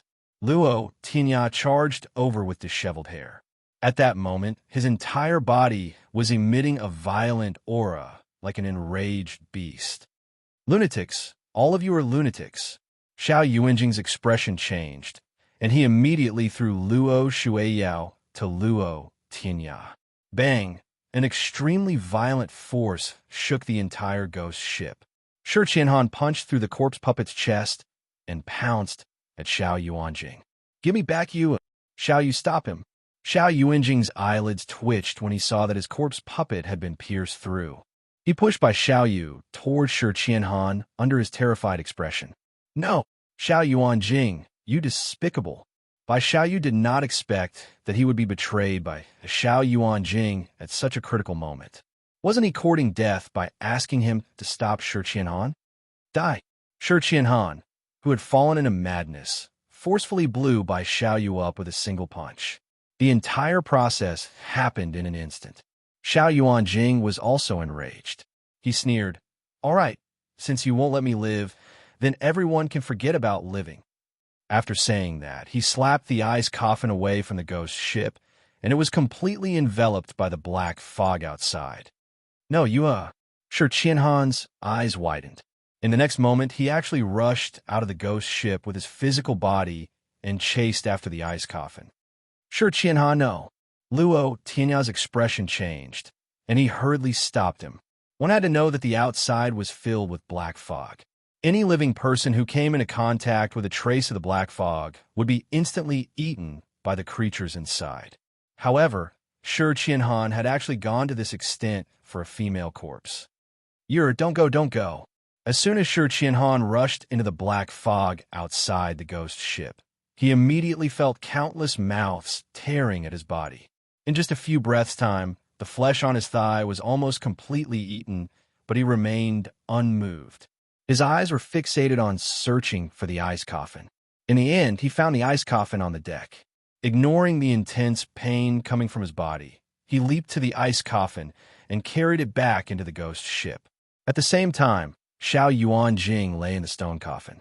After quickly closing the lid, he unleashed all his cultivation and rushed out of the ghost ship. When Luo Tianya, Tang Yiming, and the rest saw Shi Qianhan, their faces twitched violently, and they could not help but gasp. At that moment, Shi Qianhan could no longer be described as a human. His thighs, arms, and even face were covered in blood. Countless pieces of flesh had been bitten off, and it was a horrible sight.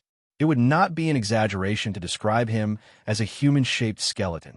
Shi Qianhan looked at the unharmed woman in the coffin with an extremely gentle gaze. A hint of infatuation appeared at the corner of his lips. It's good that you're fine. It's good that you're fine. The next moment, he suddenly raised his head and looked at Luo Tianya and the rest beside him. Hide in the stone coffin and seal it. You can avoid the black fog and leave. Luo Tianya's expression was complicated. He had thought that he was crazy enough for his sister, Luo Shuiyao, but he did not expect Shi Qianhan to be even crazier for a dead person. Shi Qianhan took a deep look at the female corpse in the coffin and kissed her gently through the coffin lid. Then he closed his eyes. When he opened them again, the aura on his body suddenly changed. If he was a lunatic before, then he was now a tyrant who wanted to slaughter the world. Help me take care of you, If you can return to China alive, then help me bury her. Then a voice mixed with reluctance fell. Shi Qianhan turned around and leaped out of the ghost ship again. He rushed into the black fog and chased after Xiao Yuanjing's stone coffin. In the first half of my life, I lived for my master and my sect, and the second half of my life was for you, I was disloyal to my sect, unfilial to my master, heartless to my fellow sect members, and unjust to my friends. Brother, ye saved my life, but I killed him with my own hands. I'm a sinner. Although you can't speak, I know that if she were alive, she would not be ashamed of me. Today, Qianhan will atone for his sins. As the murmur fell, Luo Tianya and the rest were stunned. Outside the ghost ship, in the endless black fog, a stone coffin fell crazily like a meteor. Shi Qianhan, who was hiding in the stone coffin, sneered, "Mad Southern Yi, Shi Qianhan, Luo Tianya, Tang Yiming. So what if you guys are geniuses? You still ended up dying in the black fog. Only I, Xiao Yuanjing, am the one who survived to the end." At this moment, the entire stone coffin shook violently, as if something heavy had smashed onto the coffin lid. What happened? Xiao Yuanjing's expression changed, and he was filled with fear.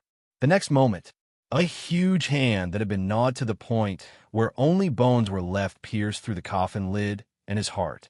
Bang! The coffin lid shattered with a loud bang. Xiao Yuanjing's eyes widened as he stared at the human-shaped skeleton outside. The human-shaped skeleton wore a white robe that was riddled with holes and stained with blood. Lunatic, you lunatic, you'd rather die than let me go. Why? Why? Blood dripped from Xiao Yuanjing's mouth. He wanted to roar indignantly, but he was instantly enveloped by countless black fog. Chewing sounds could be heard in the darkness. Brother Yi, I've avenged you. I still owe you a life. I can only repay you in my next life. A murmur turned into nothingness. P.S. Chapter 4. Today's update is over. Please give me monthly votes and recommendation votes. Thank you for your support. Chapter 734.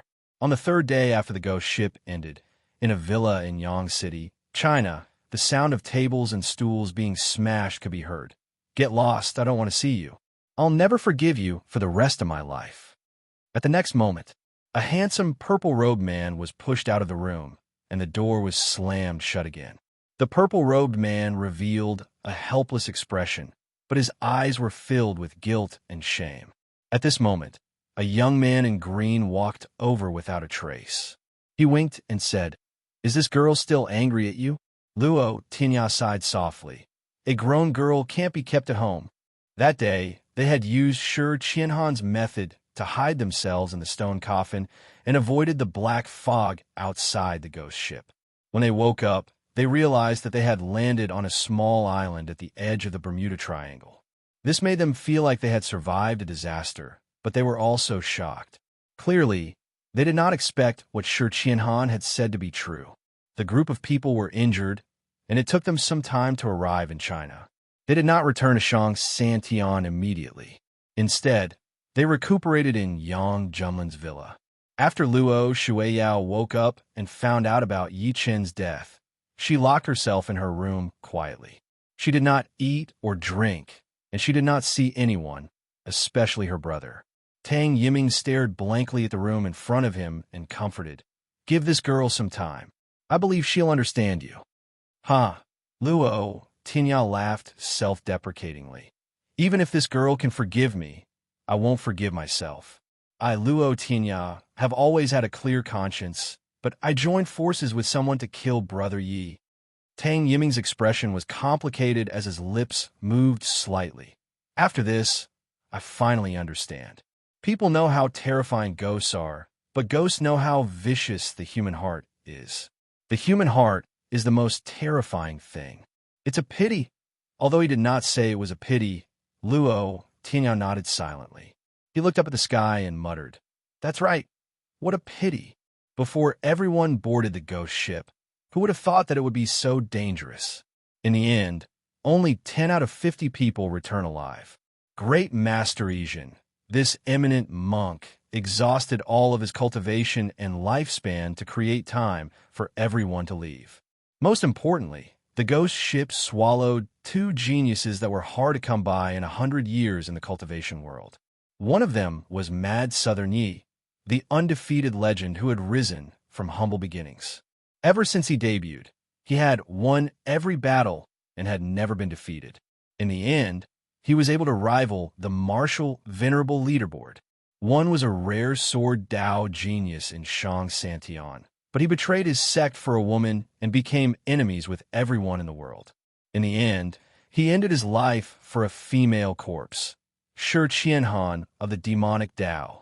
Tang Yiming was equally shocked in his heart.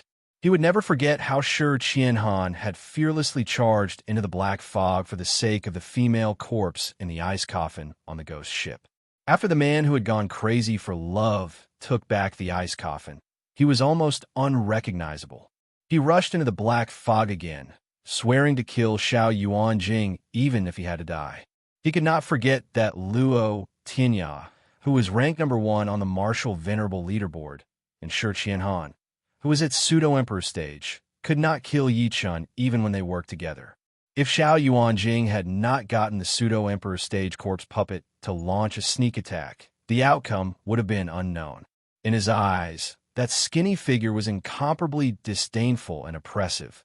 If these 2 people did not die, they would definitely become emperors in the future, or even reach a higher realm. At that time, They would definitely be able to suppress Shang Santian.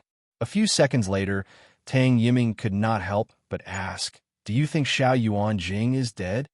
Luo Tianya's eyes turned cold. After a few seconds of silence, his killing intent caused the space to tremble. "I'll go in a closed-door cultivation when I return this time. I won't come out until I reach Emperor stage. You better pray that he's dead. Otherwise, the Xiao family won't be able to withstand my anger." At that moment, Tang Jianfeng walked over quickly and said hesitantly, "Brother Tianya, Brother Yiming, Dragon Soul, someone from the Secret Bureau came to ask about Yichen. Should we?" Tang Yiming could not help but look at Luo Tianya. Luo Tianya closed his eyes and took a deep breath in before opening them and saying, "We can't hide it anymore. Tell them about Brother Ye's death. Tell them that he was devoured by the black fog. Don't mention what Xiao Yuan Jing did." Tang Jianfeng was stunned. "Why? You idiot." Tang Yiming slapped him and said angrily, "If you let Dragon Soul and Yi Chen's family know that Yi Chen was killed by the Xiao family, it'll be a disaster for them. Instead of letting them live in hatred for the rest of their lives, it's better not to know about it." Outside the Yang family villa, Niu Qingshan was waiting bitterly with Dragon Soul's vice-captain, Liang. Niu Qingshan was overjoyed when he learned that Luo Tianya and the rest had returned 2 days ago. However, he could not help but feel anxious when he realized that there was no trace of Yi Chen among the survivors. He requested to meet Luo Tianya and the rest that night, but Luo Tianya and the rest had been recuperating in closed-door cultivation. At that moment, Tang Jianfeng, who had gone in to report, walked out quickly. Niu Qingshan hurriedly went up to him. "How is it? Do you have Ye's whereabouts?" Tang Jianfeng's lips moved slightly. "Old Niu, B Brother Yi is dead." Boom! Niu Qingshan felt a bolt out of the blue in his head, and his mind went blank. "Yi, is D dead? Impossible. That's impossible." He roared and looked at Tang Jianfeng with bloodshot eyes. "Are you lying to me? Am I right? Yi is only missing. He's not dead at all, right?" Even Liang, who was beside him, could not help but be stunned. That man who was as powerful as a god was actually dead. That was impossible, right? "Old Niu, Brother Yi is really dead." Tang Jianfeng held back the bitterness in his heart and told him the cause of Yi Chen's death, according to Luo Tianya's instructions. Blurg! Niu Qingshan almost fainted when he heard that. Impossible! That's impossible! He had witnessed Yi Chen's growth along the way. To him, Yi Chen was a young man that he admired. He also regarded him as the future hope of the Chinese cultivation world. He even had the intention to pass the position of Dragon King to Yi Chen. However, Yi Chen was dead now. His hope was gone, and everything was destroyed. Niu Qingshan could not help but cry. "Yi, I've advised you more than once not to board the ghost ship. Why didn't you listen? Why didn't you listen? Jiang Yuheng was like that back then, and you're the same now. In the end, you still followed in Jiang Yuheng's footsteps. You're asking me to send my son off. How am I supposed to explain this to your family?" Blurg! Dark red blood spurted from his mouth. Niu Qingshan felt his vision turn black, and he lost consciousness. Chapter 735. That afternoon, all the cultivation forums in China pinned a piece of news at the same time. A series of blood-red words were like a bolt out of the blue, shaking the hearts of hundreds of thousands of cultivators in China. The Tiana #1, the China #1, the East Asia #1, the undefeatable Mad Southern Yi, is dead. A legend has fallen. Meanwhile, there was a detailed description of Yi Chen's achievements in his life, including killing the Tiana #1, Yuan Bupo, single-handedly on the Surge River, suppressing Japan and Korea alone, and so on. At this moment, the Chinese cultivation world was shaken, and the entire world was in an uproar. No one expected Yi Chen, who had won every battle like a god and a demon, to die. The legend of a generation had finally come to an end. For a moment, the news was like a thunderclap that shook the world. Be it in China or abroad, everyone was shocked. Mad Southern Yi is a once-in-a-century genius in the Chinese cultivation world. He's also the hope of the Chinese cultivation world. He's so amazing. It's such a pity that he died just like that. Yeah, it's a pity. We still hope that he can break into the West and continue his legend. From now on, there will be no more undefeatable mad Southern in the world. Heavens, may I ask what the Chinese cultivation world has done to anger the heavens and the people? How dare you destroy our hope? Countless Chinese cultivators discussed among themselves. They sighed softly, felt pity, and stomped their feet. It could be said that Yi Chan was too important to the Chinese cultivation world. He was like a legend that people looked up to but wanted to surpass. It turns out that this powerful Asian man failed to escape the judgment of fate. This person killed our Western giants, Titan and Fire Emperor. The International Tribunal wanted to punish him, but he's lucky that he's dead. Once Mad Southern Yi is dead, there will be no one in the East. Compared to the grief of the Chinese cultivation world, the other countries heaved a sigh of relief and clapped their hands in joy. Especially in Korea and Japan, countless cultivators held a memorial for the powerhouses who had died under Yi Chen's sword. They even built a statue of Yi Chen and made him kneel before the graves of the dead. China, Yang City. The bar where Yi Chen had killed by Zhang Yuan in Shi Jingshan was empty at the moment. There were a couple of silhouettes sitting inside. If there were outsiders present, they would definitely realize that these people were powerhouses on the heaven leaderboard. They were Yang Junlin, Han Qinhu, Yin Nanfei, Peng Yuanqing, Li Yunxia, and so on. At this moment, the atmosphere in the tavern was gloomy and deathly silent. After Yang Junlin raised a bowl of warm wine, he raised it over his head and looked up at the sky. Supreme Yi, have a safe journey. I'll toast you with the first bowl of Junlin. After saying that, he poured the bowl of wine onto the ground, allowing the fragrance of the wine to permeate the air. He said in a trembling voice, Junlin has rarely submitted to anyone in my life. You are the first. The others also poured their wine on the ground one after another. His expression was one of extreme grief. Tianan Miaojiang. Ever since Yi Chen helped the White Miao village to destroy the Black Miao village back then, the Black and White had merged. After a short half a year of development, countless Miao villages were built in the entire Miaojiang. Xiaoya, who was dressed in plain clothes, stared blankly at the news that was sent to her. Her delicate body could not stop shaking, and her beautiful face was so pale that there was no color in it at all. When she heard the news, she could not believe it, nor was she willing to believe it.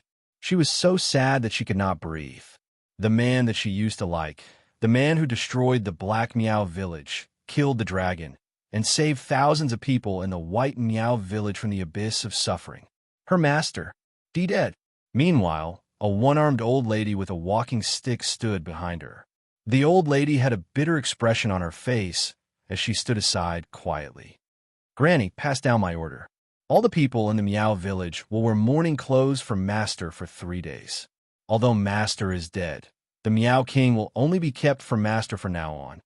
Ganzhou, Murong residence. After Yi Chen killed the Murong family's number one, Murong He, the Murong family submitted to him. Yi Chen chose Yu Shasha to manage the Murong family for him. In the Murong residence's villa, Yu Shasha hugged Murong Shui and could not stop crying. Sister Shui, brother Yi is dead. He was such a good person. How could he die just like that? Shasha, the dead can't be resurrected.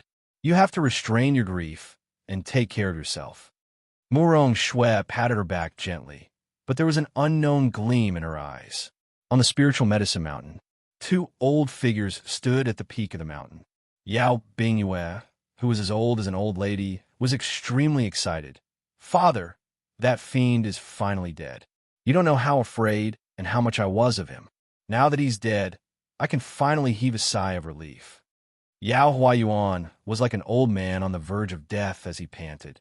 But Mr. Yi took away our life force. We're so old now. Now that he's dead, who can help us regain our youth? The Yi family definitely has one. Extreme hatred flashed through Yao Bingyue's eyes. Yi has such a great divinity. It's impossible that he didn't teach it to the Yi family. Perhaps he left some pill formulas behind. The Tang family in Hong Kong was holding a funeral at the moment. The reason being that the old master of the Tang family was dead. However, What was surprising was that there were two memorial tablets erected at the funeral venue. Tang Ming, who was dressed in mourning clothes, knelt before old Master Tang's memorial tablet. She was in a daze. Half an hour ago, the Tang family found out about Yi Chen's death. Old Master Tang vomited blood on the spot. Before he died, he forced Tang Ming to kneel before him and reminded, "Mr. Yi has done the Tang family a great favor twice. After I die, you must ensure the Yi family's prosperity for a long time. The Tang family will live and die with the Yi family." Tiannan, the Yi residence. Compared to the shock and regret, the Yi family was the most sorrowful. The hundreds of Star Pavilion members guarding outside the Yi family villa were all wearing mourning clothes and kneeling on one knee. In the villa, everyone who was related to Yi Chen was gathered. All of them looked at Yi Chen's parents and Su Yuhan in the middle with grief on their faces. Yi Chen's mother held Yi Chen's photo with both hands. Her eyes were filled with tears of blood. "Xiaochen, my Xiaochen, how did you die? How did this happen? How are your father and I going to live for the rest of our lives? If I had known this would happen, I wouldn't have let you board the ghost ship no matter what." When the news of Yi Chen's death came, she fainted from crying a few times. Her heart felt like it was being stabbed by a knife, and she was extremely sad and regretful. Yi Hai stood at the side as if he had been petrified. Tears rolled down his eyes as he muttered, "It's all your mother and my fault. It's all your mother and my fault." "Aha!" Su Yuhan hugged her daughter in grief. Her face was pale, and she staggered, almost unable to stand steadily. "You were like this 6 years ago, and you're still like this 6 years later." "Ha!" Ming Ming, who had just turned 5 in her arms, quietly looked at the photo of her father in her grandmother's hand. A few seconds later, tears suddenly flowed from the corner of the little girl's eyes. "Daddy's dead. I don't have a daddy anymore." Chapter 736. Just when the outside world thought that Yi Chen was dead in an unfamiliar place, Yi Chen lay quietly on the ground, not moving at all. Ever since he was forced out of the ghost ship by Luo Tianya, Shi Qianhan, and the other two, he first encountered the black fog outside the ghost ship. Not to mention that the dark creatures in the black fog could not bite Yi Chen's body. Even when he released his Emperor's might, the evil creatures could not get close to him within a 3-meter radius. On the other hand, the monkey that had been hiding on his body jumped out at the critical moment. It was like a fish in water in the black fog, devouring the dark creatures in the black fog crazily. The monkey chased crazily in the darkness, as if there was something at the end of the darkness attracting it. Yi Chen had no choice but to chase after it.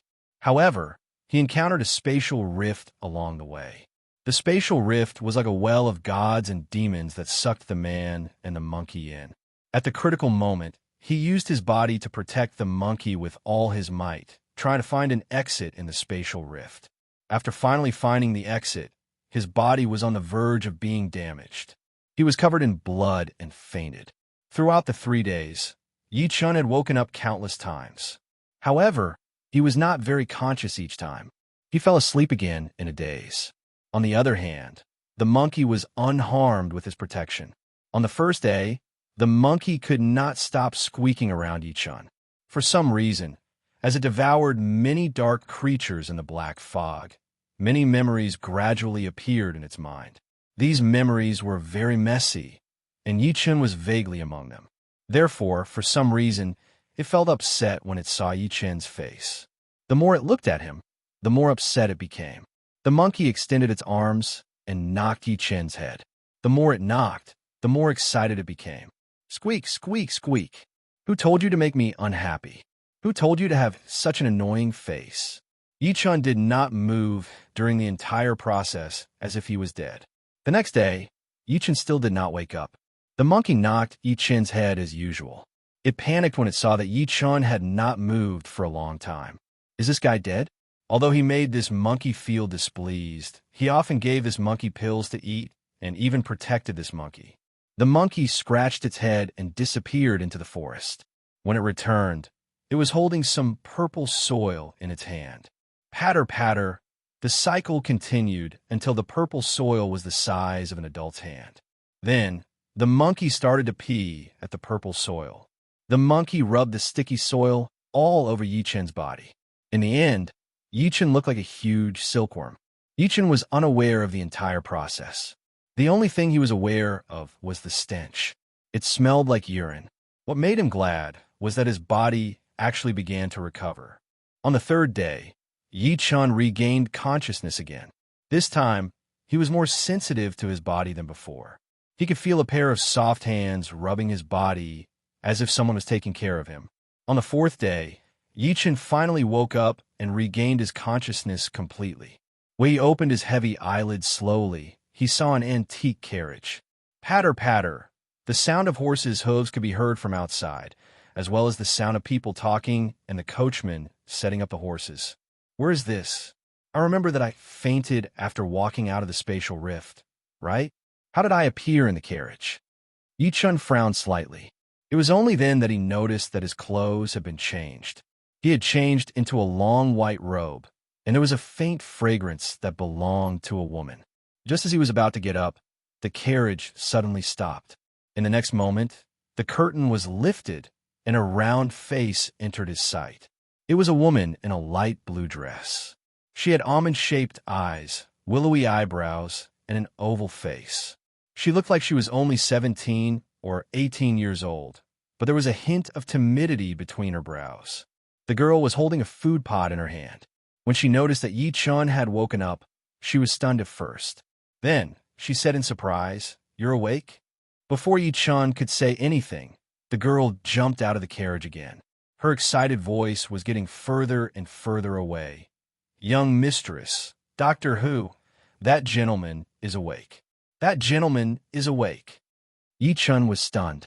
A relaxed smile gradually appeared at the corner of his lips. Although he did not know what had happened, he could vaguely guess that someone had saved him. Not long after, with the sound of hurried footsteps, the curtain of the carriage was lifted again. It was an old man in his 50s or 60s dressed as an ancient doctor. Behind him was the girl from before and a young man in his 20s or 20s. The young man had a handsome face, but there was a frivolous expression between his brows. There was a hint of hostility in his eyes when he looked at Yi-Chen. The old man must be the doctor who the girl was talking about. He bowed politely and said with a smile, "Young friend, can you let me check your injuries again?" Yi-Chen nodded lightly and extended his hand. In reality, most of his injuries came from the spatial rift earlier. However, he had mostly recovered during the few days he was unconscious. Miracle. It's simply a miracle. Doctor Who grabbed Yi-Chen's arm gently. After checking his pulse carefully, he shook his head and said, "Young friend, you've suffered such a serious injury, but you're able to heal on your own. Moreover, you're recovering so quickly. I've never seen anything like this in my entire life." When the girl behind him heard that, her eyes narrowed into crescents. "Doctor Who, are you saying that this mister's injuries have healed?" Doctor Who smiled. "He's almost recovered. However, to be on the safe side, he still needs to rest for 3 days to see the effects." "Doctor Who, since this brat has recovered, let's go back and reply to Kai Wei. It'll save some people from staying here." After the young man snorted coldly, he led Doctor Who out of the carriage, leaving only the girl from before.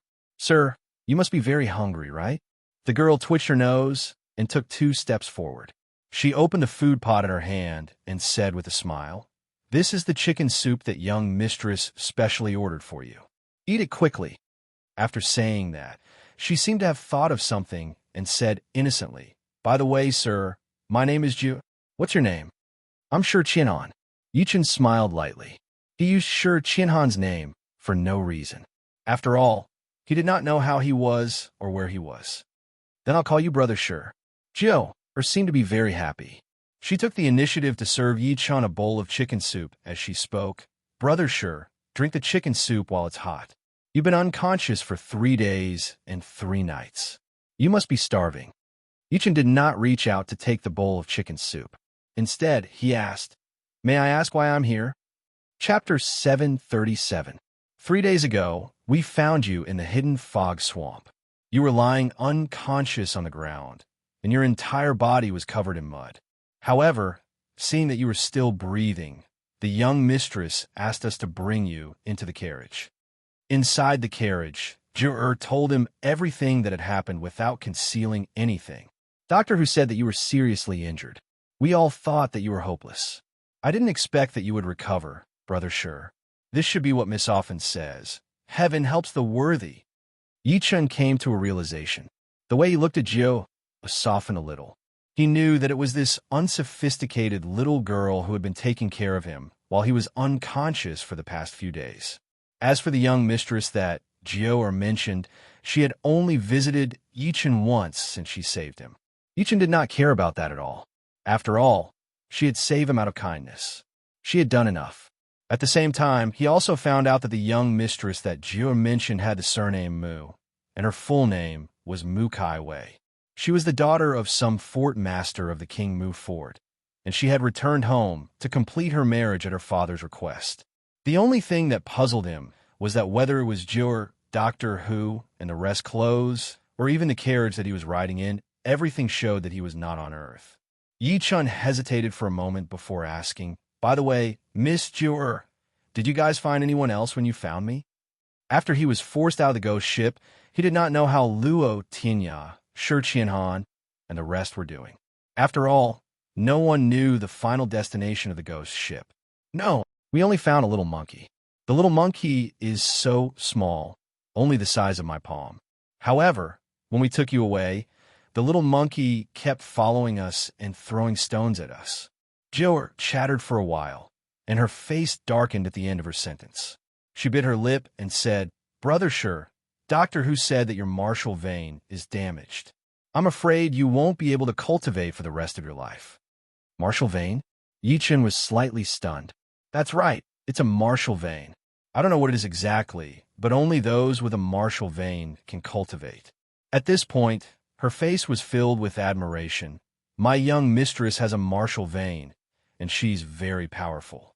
Even young Master Wang is not her match." Yi-chun gradually came to a realization. It seemed like the martial meridian was the cultivation method of the people in this world. Just like the spiritual root system, this world still respected the strong. However, he immediately shook his head. He was a dignified cultivator, so how could a mere doctor see through him? Just as he was speaking, a maidservant girl lifted the curtain of the carriage and said, "Jiu, a young miss is looking for you." "All right, Sister E, I'll be right there." After saying that to the young lady, Jiu turned to Yi-chun and said, "Brother Sure, young mistress is looking for me. Do you want to rest in the carriage or go out for a walk?" "I'll go with you." Yi-chun smiled lightly. He rejected Jiu's help and walked out of the carriage. What he saw was a convoy of dozens of people. Every single one of them was dressed in ancient clothes, and there was a camp on the ground. It was surrounded by mountains on all sides. When they saw him, many busy men lifted their heads to look at him. They shook their heads and went back to their work. Clearly, they knew that Yi-chun's martial vein was damaged, and he could not cultivate. To them, everyone in the King Mu Fort had to be able to cultivate to stay. Clearly, Yi-chun was destined to be abandoned. Looks like this really is an Earth. Yi-chun secretly frowned as he looked around quietly. He vaguely heard people talking about the Laba Festival. He could not help but walk over and ask one of the men who was sawing wood, "Brother, were you talking about the Laba Festival?" The man said enthusiastically, "That's right. Isn't it the Laba Festival tomorrow? So, we're all discussing if we can get home before noon tomorrow." Yi-chun asked again, "Is the Laba Festival on the 8th of the 12th lunar month?" "Of course. There are 365 days in a year, and 24 hours in a day. Of course. Are you out of your mind?" Yi-chun asked a series of questions in one breath until the hunk looked at him in a strange way. "That's strange. Why is everything in this world so similar to Earth? Other than the absence of Christmas, Valentine's Day, and National Day, everything else is almost the same." Yi-chun ignored the man's gaze. His expression kept changing. Earth takes 365 days to complete a revolution, and it takes 24 hours to complete a rotation. Does this mean that this world is in the same orbit as Earth? But that's impossible, Yi-chun thought to himself. His eyes suddenly focused. unless this world is on Earth. So everything is exactly the same as Earth. Yes, that must be it. Yichin suddenly became excited. If his guess was right, it would prove that it would not be difficult for him to return to Earth and his home. What? You still want to bring that piece of trash back to the King Mu fort? Just as he was deep in thought, an ear-piercing voice came from beside him. Yichin could not help but look over. He saw a few luxurious carriages less than 100 steps away, and there were a few figures standing next to the carriages. Jiur was among them. However, she was curled up and looking at a young man in front of her with fear on her face. Beside her stood a woman in white. The woman's figure was exceptionally hot, but she wore a veil on her face, revealing only a pair of charming phoenix eyes. Countless warriors in uniform stood around to protect the white-clothed woman. Everyone looked at the white-clothed woman with respect and admiration in their eyes. The young man glared at Jiur with a livid face. I strongly disagree. He's just a piece of trash who can't cultivate. We're already being very kind by saving his life. Why we have to bring him back to the King Mu fort? Are we going to eat for free? Jiur's face was filled with fear. She buried her head very low, as if she could not bear to say, but Brother sure hasn't fully recovered from his injuries, and he doesn't even have the strength to truss a chicken. If we abandon him now, we'll harm him. The young man sneered. You're just a servant yourself. What right do you have to pity others? Enough. The woman in white, who had been silent all this while, spoke coldly. Her voice was extremely cold. Bring this person back to the King Mu fort. He can choose to stay or leave after he recovers. If he doesn't have a place to go, he can stay in the King Mu fort to do odd jobs. The young man's expression changed. Kai Wei, this person's identity is unknown.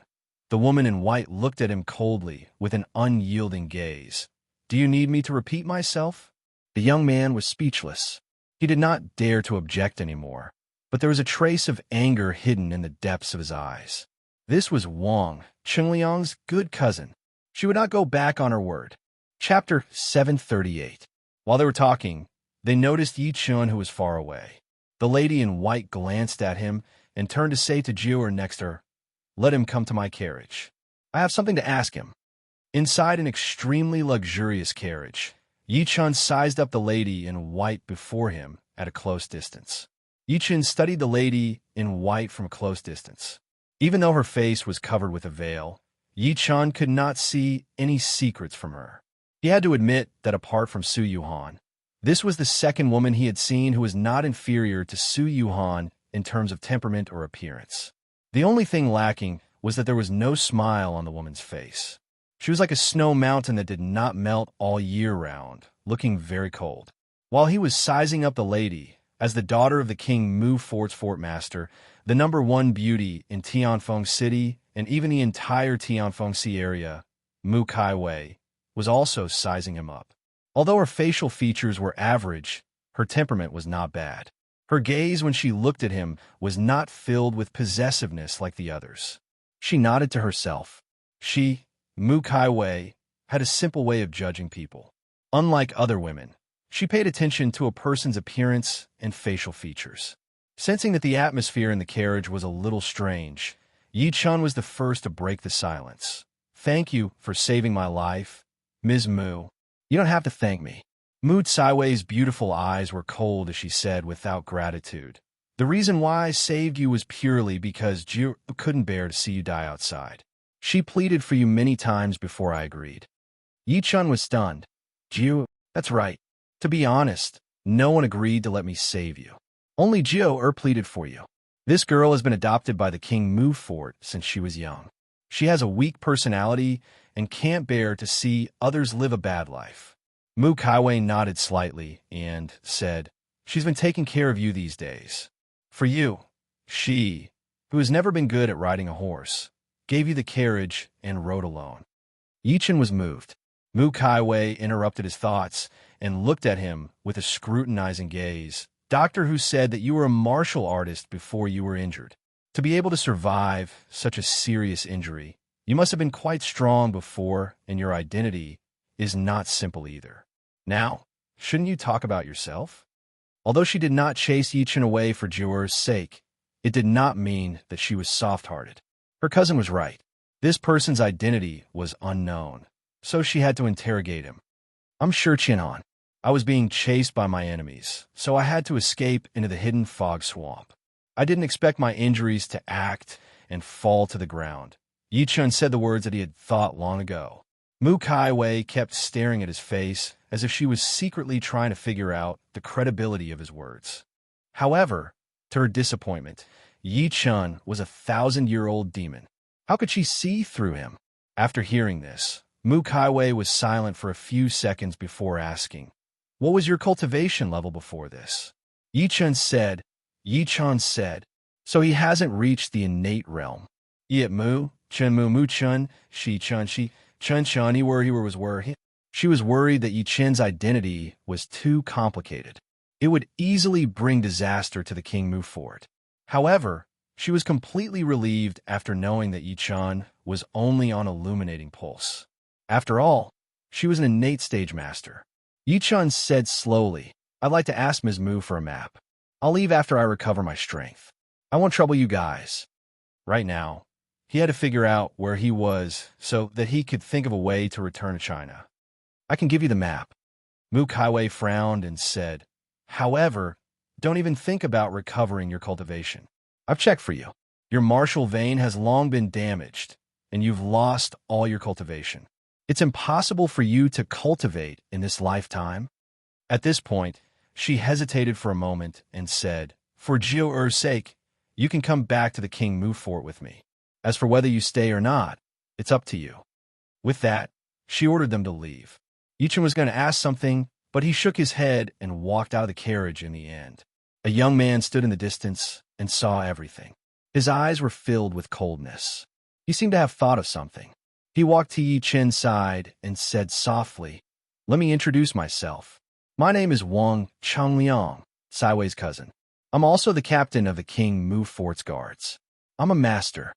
Yi Chen smiled lightly. "What are you trying to say?" Wang Chengliang smirked coldly and said, "Let me give you a piece of advice. Kaiwei isn't someone a piece of trash like you can touch. If you know what's good for you, disappear from her sight as soon as possible." He looked down at Yi Chen condescendingly at the end of his sentence.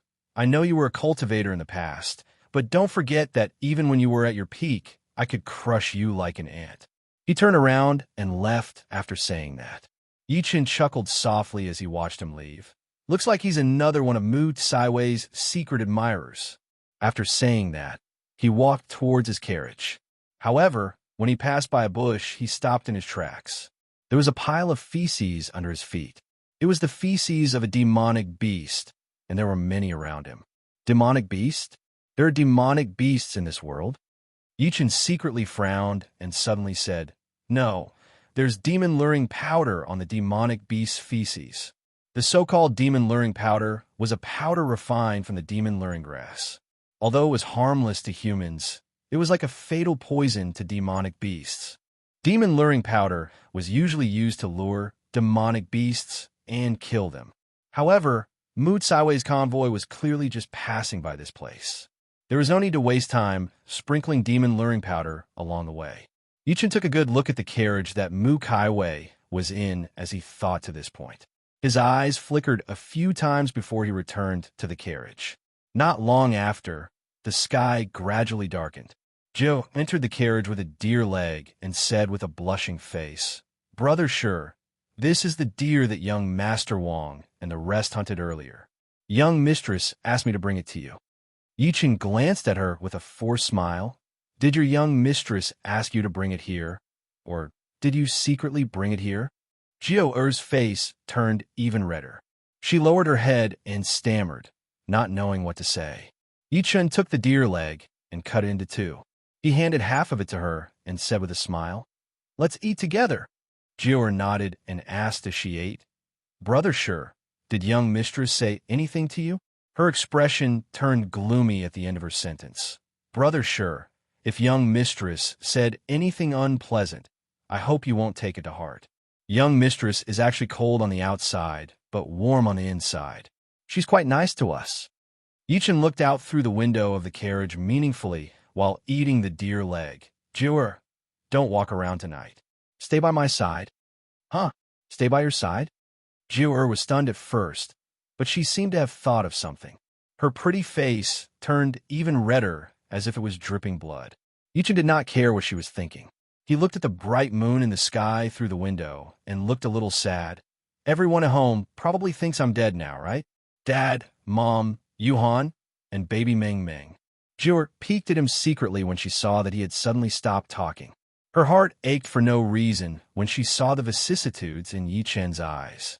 The little girl's thoughts were running wild. She was both disappointed and complicated. Brother sure must be missing the person he likes. Under the silent moonlight, most of the people in the campsite were asleep. Only a dozen or so Mu family warriors who were in charge of guarding the night looked around vigilantly. The bonfire in the middle of the campsite crackled from time to time. After some time, Jiur, who was in a daze, dozed off. She actually leaned her head against Yi Chen's arm subconsciously. Roar! A shocking roar suddenly came from the depths of the forest. Yi Chen, who was resting with his eyes closed, opened his eyes at that moment. So it's finally here. Chapter 739.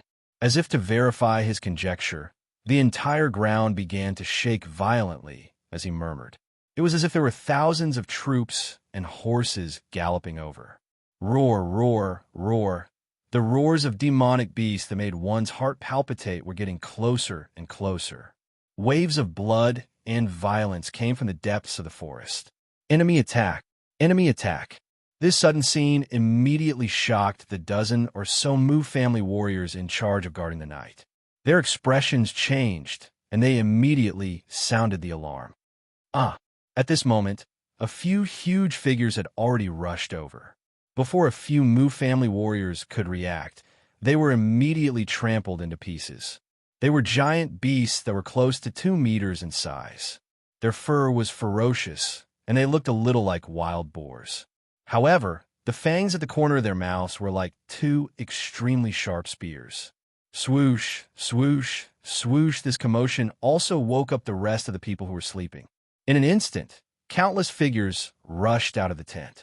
The leader was Mu Kaiwei, who was dressed in white, and Wang Changliang, who was in charge of guarding. Damn it, it's actually the explosive boar. In the crowd, Mu Kaiwei's pretty face changed. The explosive boar was a rank 3 demonic beast. Not only were they powerful, each of them was an adult explosive boar, and their strength was around the illuminating pulse.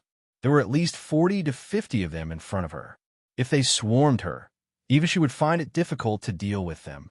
Someone asked in confusion, "Why did these explosive boar suddenly attack us? You have to know that we've never provoked them.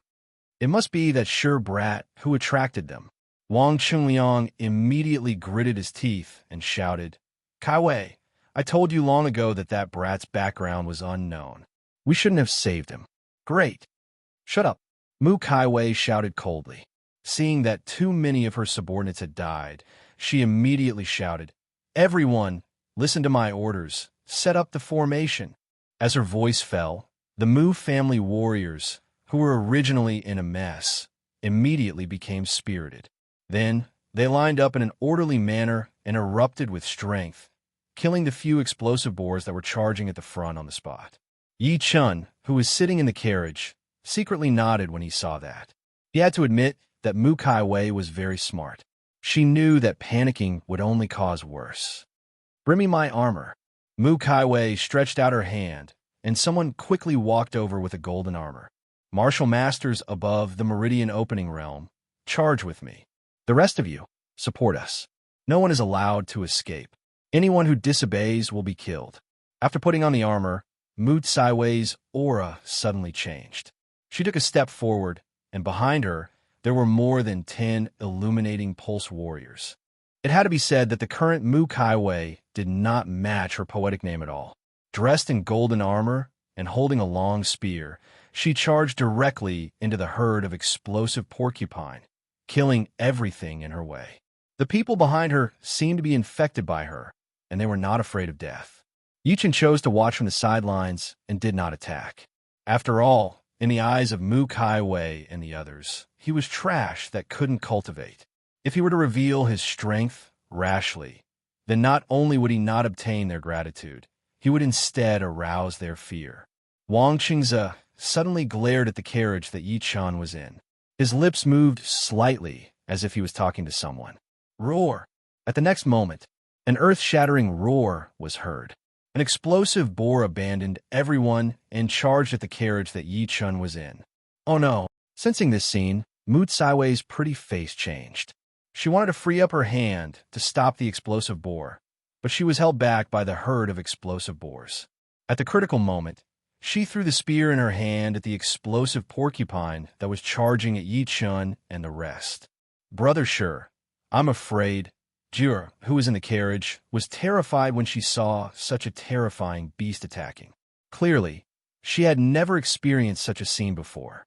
Yi Chen smiled lightly. Close your eyes if you're afraid. In a panic, Jia immediately closed her eyes. Meanwhile, the explosive porcupine was less than 3 meters away from the carriage. At that moment, Yi Chen secretly scoffed coldly. His divine consciousness surged out of his mudball palace. An invisible pressure immediately attacked the explosive porcupine. Freeze! The explosive porcupine froze under Yi Chen's pressure, but it could not move at all. It was as if it had been immobilized by the body immobilization spell. At the same time, a spear shot over from afar and pierced through the explosive porcupine. Roar! With a shrill scream, boiling blood splattered, and the explosive porcupine fell to the ground and died. Mu Caiwei, who was far away, also noticed this scene. She heaved a sigh of relief, but at the same time, she was puzzled. She did not know if it was an illusion, but she clearly saw the explosive porcupine suddenly stop when it was about to approach the carriage that Yi Chen was in. It was at that moment that the spear she threw killed the explosive porcupine. She took a good look at the carriage that Yi Chen was in and pursed her red lips. Maybe it's my illusion. At that moment, more than 10 figures suddenly rushed out of the forest. Each of their auras caused many people to tremble. Mu Caiwei shouted coldly, "Who are you?" Clap, clap, clap. As the sound of applause rang out, a sinister-looking man slowly walked out from the group of over a dozen figures. Miss Mu is indeed worthy of being the #1 beauty of the Tianfeng Sea region. The world only cares about your beauty and ignores your combat strength. Mu Caiwei's heart sank when she heard the other party reveal her identity. She realized that the other party had probably come prepared. She immediately shouted, "Who exactly are you?" Especially when the other party was actually a martial Dao master. This made her heart sink completely. "Ms. Mu, your father, King Mu, dared to reject my master's marriage proposal. He's simply looking down on my master." The sinister-looking man snorted and said, "Today, on my master's orders, come with us obediently. You're a beauty after all, so don't force me to fight you. Otherwise, you'll have to suffer some physical pain." "Are you from the Seven Mysteries Mansion?" Mu Caiwei's beautiful eyes narrowed, and then she snorted coldly. "Your Seven Mysteries Mansion really thinks highly of me. You actually set up such a trap." It seems like Ms. Mu is unwilling to cooperate. The sinister-looking man's expression turned cold, and an endless chill flashed in his eyes. "Since that's the case, then don't blame us. Other than Ms. Mu, don't leave anyone else alive." As soon as he finished speaking, the dozen or so grandmasters behind him rushed towards the convoy with killing intent on their faces. The expressions of the people on the caravan changed. Then, cries of despair rang out. Chapter 740. How dare you? Mu Caiwei's expression was finally in a mess. These people were the most loyal to the King Mu fort. They had been loyal to the King Mu fort for generations. So how could she sit back and watch as these people were killed? In the next moment, she clenched her jade-like hand, and an extreme crescent mark erupted from the depths of her palm. The crescent mark was like ice, and as soon as it appeared, it transformed into a stream of light that attacked the dozen or so martial Dao masters. The person at the front felt a chill on his neck, and then he covered his neck and retreated repeatedly. Streams of scarlet blood sprayed out from his neck. Bang!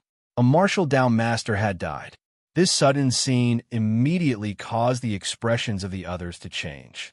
They subconsciously stopped in their tracks, afraid that they would end up like that person. Even so, Mu Tsaiwei's face was terrifyingly pale, as if the attack just now had consumed too much of her energy. Interesting. I didn't expect that old thing, King Mu, to be willing to give his spirit weapon to you. The malicious-looking man was also extremely surprised.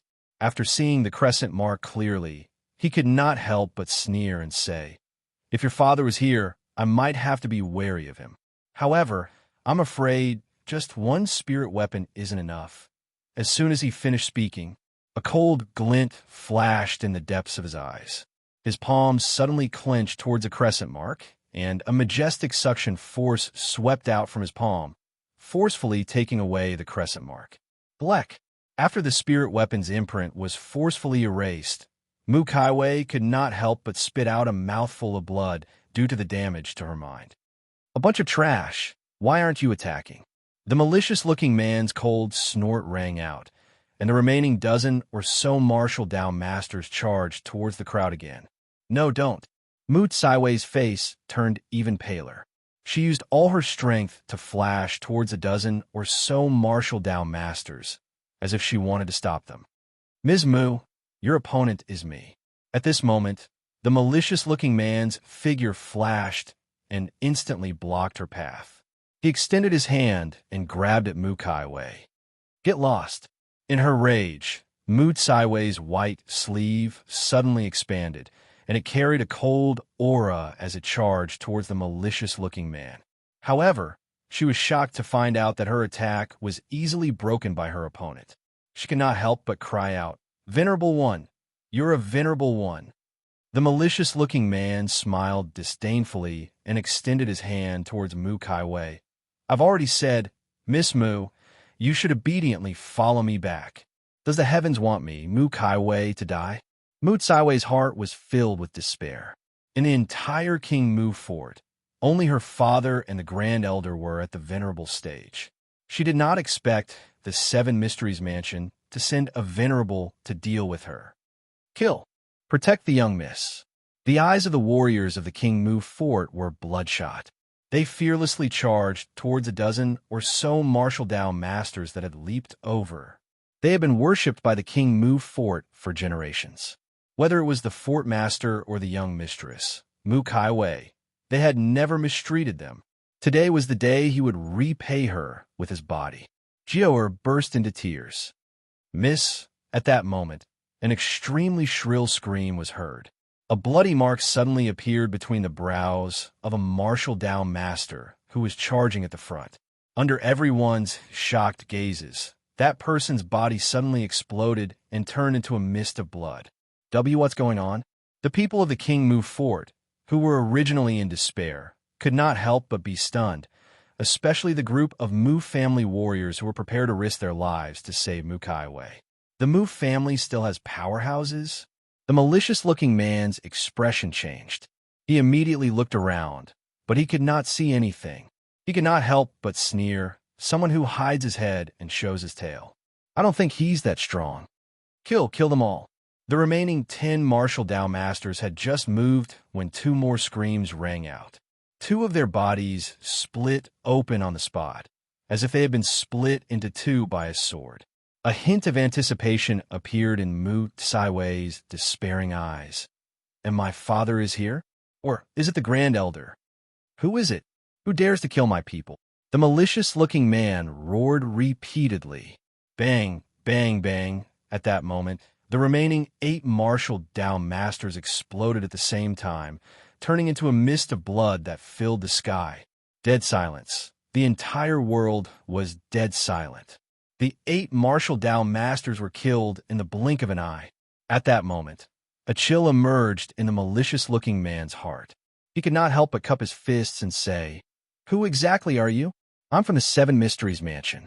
I hope you can give the Seven Mysteries Mansion some face and not meddle in other people's business." Mu Kaiwei also looked around, trying to find out who exactly would help her. Yi Chun, who was in the carriage, smiled lightly.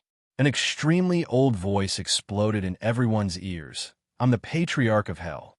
I happened to pass by this place and saw so many of you bullying a weak woman, so I lent a hand." "The Patriarch of Hell?" The malicious-looking man was at a loss when he heard that. The Seven Mysteries Mansion had been in the Tianfeng Sea area for so many years and could be considered an overlord. However, he had never heard of the Patriarch of Hell. However, in the next moment, an unconcealable storm surged on his face.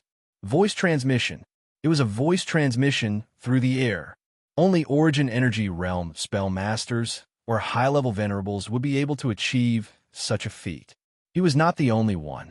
Even Mu Kaiwei was stunned. The malicious-looking man became even more fearful. He took a deep breath in and said, "Senior, I'm from the Seven Mysteries Mansion. I hope." The aged voice was like a thunderclap from the nine heavens that shook everyone's ears. "I don't know anything about the Seven Profound Mansion or the Eight Profound Mansion. Hurry up and F***CK off before this ancestor gets angry. Otherwise, you don't have to leave." "All right, I'll leave now."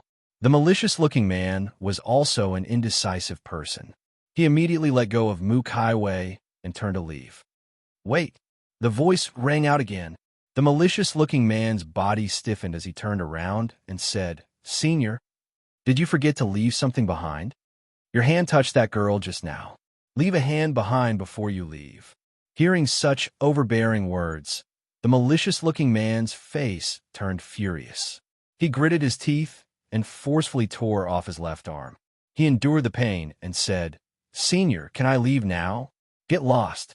The malicious-looking man felt as if he had been pardoned. He left quickly without looking back, turning into an afterimage and disappearing into the sky. He roared repeatedly, damn it, where did this old monster come from?" He killed more than 10 martial Dao masters in the blink of an eye.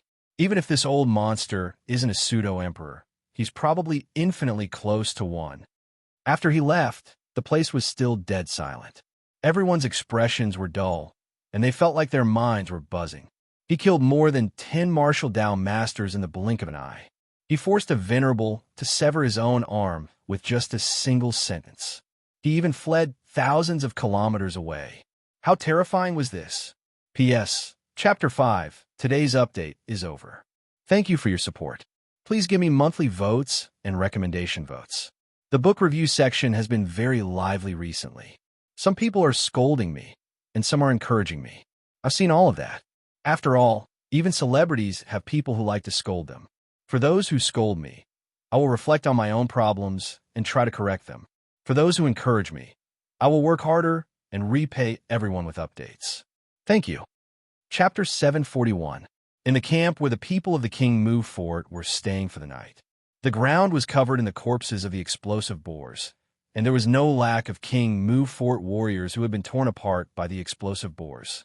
The pungent smell of blood filled the air, making one feel nauseous. The people of the King Mu Fort heaved a sigh of relief, as if a heavy burden had been lifted off their shoulders. With the departure of the venerable stage man from the Seven Mysteries Mansion, the killing intent in the dark night had finally been completely removed. Even so, everyone was still in shock. If it were not for the mysterious powerhouse called the Patriarch of Hell, all of them would have died tonight. Mu Kaiwei, who had snapped out her daze, bowed deeply to her surroundings and said gratefully, "Mu Kaiwei of the King Mu Fort, thanks Senior for saving us. Please show yourself, Senior. The entire King Mu Fort will be extremely grateful." The rest also looked around when they heard that. However, the surroundings were silent. There was not even half a person, let alone anyone. Looks like this Senior really passed by accident. He must have left by now. Forget it. Perhaps we don't have the fortune to meet Senior's heavenly face. Mu Kaiwei was slightly disappointed, and then she gave the order to everyone. Collect all the corpses of the people who died in the battle. Everyone, check the carriage. If there's no problem, we'll leave overnight. After settling everything, she walked slowly to the carriage where Yi Chun was. "Jiu-er, are you all right?" Although she only cared about Jiu-er on the surface, her beautiful eyes still glanced at Yi Chun, who was next to Jiu-er secretly. However, Yi Chun looked calm, as if the dangerous scene earlier did not affect him at all. "Young mistress, I am fine." Jiu-er finally snapped back to her senses and threw herself into Mu Tsaiwei's embrace. She said while trembling, Young mistress, I thought it's good that you're fine. Pack up. For safety's sake, we can't stay here anymore. We have to leave overnight. Mu Kaiwei comforted her for a while before leaving. Not long after, the convoy set off again. This time, all the warriors of the King Mu fort were on high alert, afraid that the situation earlier would happen again. Fortunately, there were no accidents along the way. During that period, the old man called Doctor Hu came over to examine Yichen again. Yichen was very cooperative. After Doctor Hu left, a smirk appeared at the corner of Yichen's lips. What a young mistress of the Mu family. She's not inferior to ordinary men. She's actually suspecting me. Initially, he did not want to make a move earlier. However, when he thought about how Mu Kaiwei had saved him and how he still needed to understand this world through the King Mu fort in the future, he made a move to intimidate the venerable stage powerhouse from the Seven Mysteries Mansion. In a luxurious carriage, Doctor Hu told her everything that had happened to Yichun. Miss, I'm sure that the young man's martial vein is severely damaged. There's no trace of cultivation base in his body at all. I got it. You can go now. Of King of Mu King of Clan, Master of Lichun, Mu of Spirit, Li of Mu of Clan, Mu of King of Chaos of the Yang. Of Mu Clan of Chun of King of he of the Mu of Yang of. It was impossible for him to be Yichun. She was even more certain of her guess. She frowned and said, "But who is this senior who calls himself the Patriarch of Hell?" The next morning, the convoy arrived at Tianfeng City safely. There was already a group of people waiting at the city gate. The leader was a middle-aged man in a dragon costume. His brows were filled with sharpness and dignity. However, he seemed to be injured, and his face was slightly pale. However, the surrounding onlookers looked at him with incomparable respect. It was because the man was one of the 5 powerhouses of Tianfeng City. He could be said to be an overlord, and he was also the master of the King Mu fort. King Mu. At this moment, a warrior of the King Mu fort walked over excitedly. Fort Master, young mistress's convoy has arrived. Kaiwei and the rest are here so soon. Quick, quick, everyone, come with me to welcome them. A hint of joy flashed across King Mu's dignified face when he heard that. He then led the dozens of people behind him out of the city gate. Mu Kaiwei walked out of the carriage. Father! Noticing that her face was slightly pale, King Mu's gaze turned cold. You're injured? Who hurt you? Father, let's talk when we get back. Tianfeng City was a huge coastal city with a population of hundreds of people. The King Mu fort was one of the existences that controlled the lives of millions of people. Yichun followed the servants of the King Mu fort. Along the way, he saw a lot of carriages and people coming and going. It gave him a feeling as if he was in an ancient capital. What surprised him even more was that many people in the city were cultivators. Even the owners of roadside stalls were internal energy martial artists. Half an hour later, in the study of the King Mu fort, Kacha, King Mu held a cup in his hand. He exerted force in his palm, and the cup instantly turned into powder. His face was filled with a cold gleam. Kaiwei, are you saying that you encountered an attack from the Seven Mysteries Mansion along the way? Mu Kaiwei nodded slightly and said, I'm not sure if they're from the Seven Mysteries Mansion. However, the leader is a venerable stage powerhouse, and he even snatched away the spirit weapon that you gave me to protect myself. He snatched away my spirit weapon with one hand? King Mu's expression was slightly solemn. Then he must be a venerable stage cultivator. As for whether he's from the Seven Mysteries Mansion, we still need to investigate. If he's really from the Seven Mysteries Mansion, I'll seek an explanation even if I have to risk my life. At this point, he took a deep breath in and said, How did you come back? Logically speaking, you're only at the innate stage, so it's impossible for you to be a match for that venerable stage powerhouse. Mu Kaiwei then told him what had happened. The Patriarch of Hell? After King Mu heard that, he immediately sucked in a breath of cold air. He killed more than 10 innate stage martial artists without making a sound, and forced a venerable stage powerhouse to sever his own arm and flee 1,000 kilometers away with a single sentence. A storm surged in his heart. One had to know that even as a top-notch venerable, he could not kill dozens of innate stage martial artists without exposing himself. Kaiwei, this person must be a pseudo-emperor or even an emperor stage powerhouse. Thinking to this point, King Mu said with slight regret, "It's a pity that such a powerhouse only passed by accident. Otherwise, I would have been able to get to know him.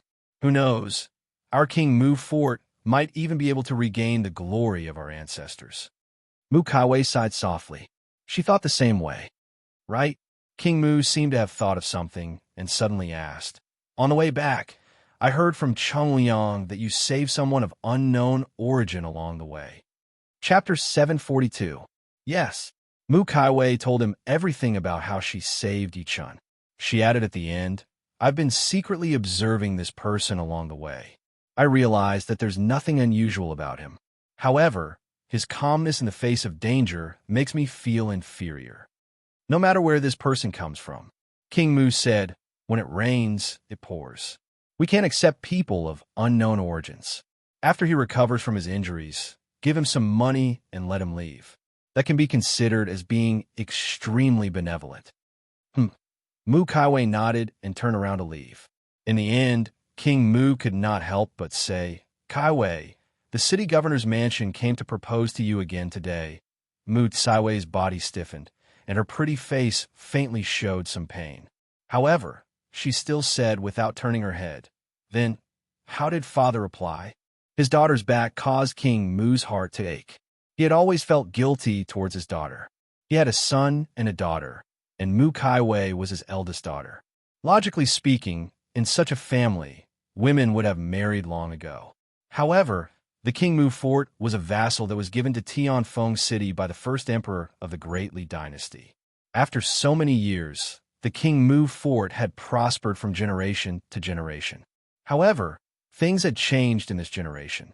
The current emperor of the Great Li Dynasty had implemented a vassal system and frequently reaped the benefits of the various vassals.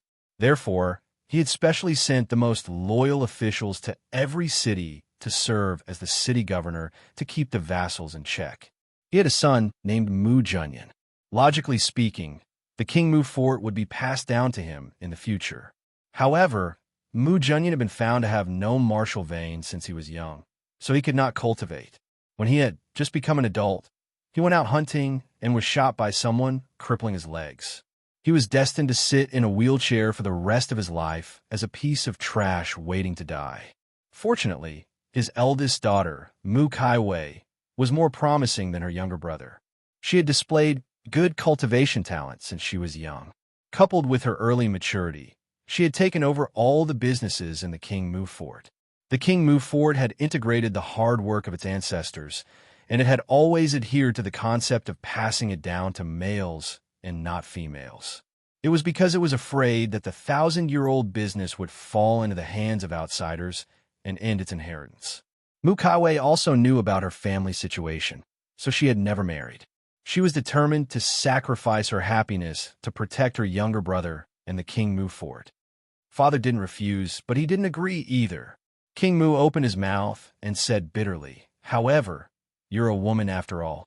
You have to pursue your own happiness, right? Father, I was born as a member of the King Mu Fort, and I'll die as a ghost of the King Mu Fort." Mu Kaiwei suddenly turned around and looked at King Mu quietly. "Moreover, it's not like you don't know that whether it's the Seven Mysteries Mansion or the City Governor's Mansion, the reason they've taken a liking to my daughter is because they want to speed up the collapse of my King Mu Fort and seize the Spirit Fog Island under my King Mu Fort." At the end of her sentence, a hint of determination flashed across her heart-wrenching pretty face. "That's why I won't marry anyone. Don't worry, I'll definitely work hard to cultivate and protect the King Mu Fort for Junyan. I'm going to visit Junyan." Without waiting for King Mu's reply, she left after saying that. King Mu said bitterly, "It's all my fault. I'm useless.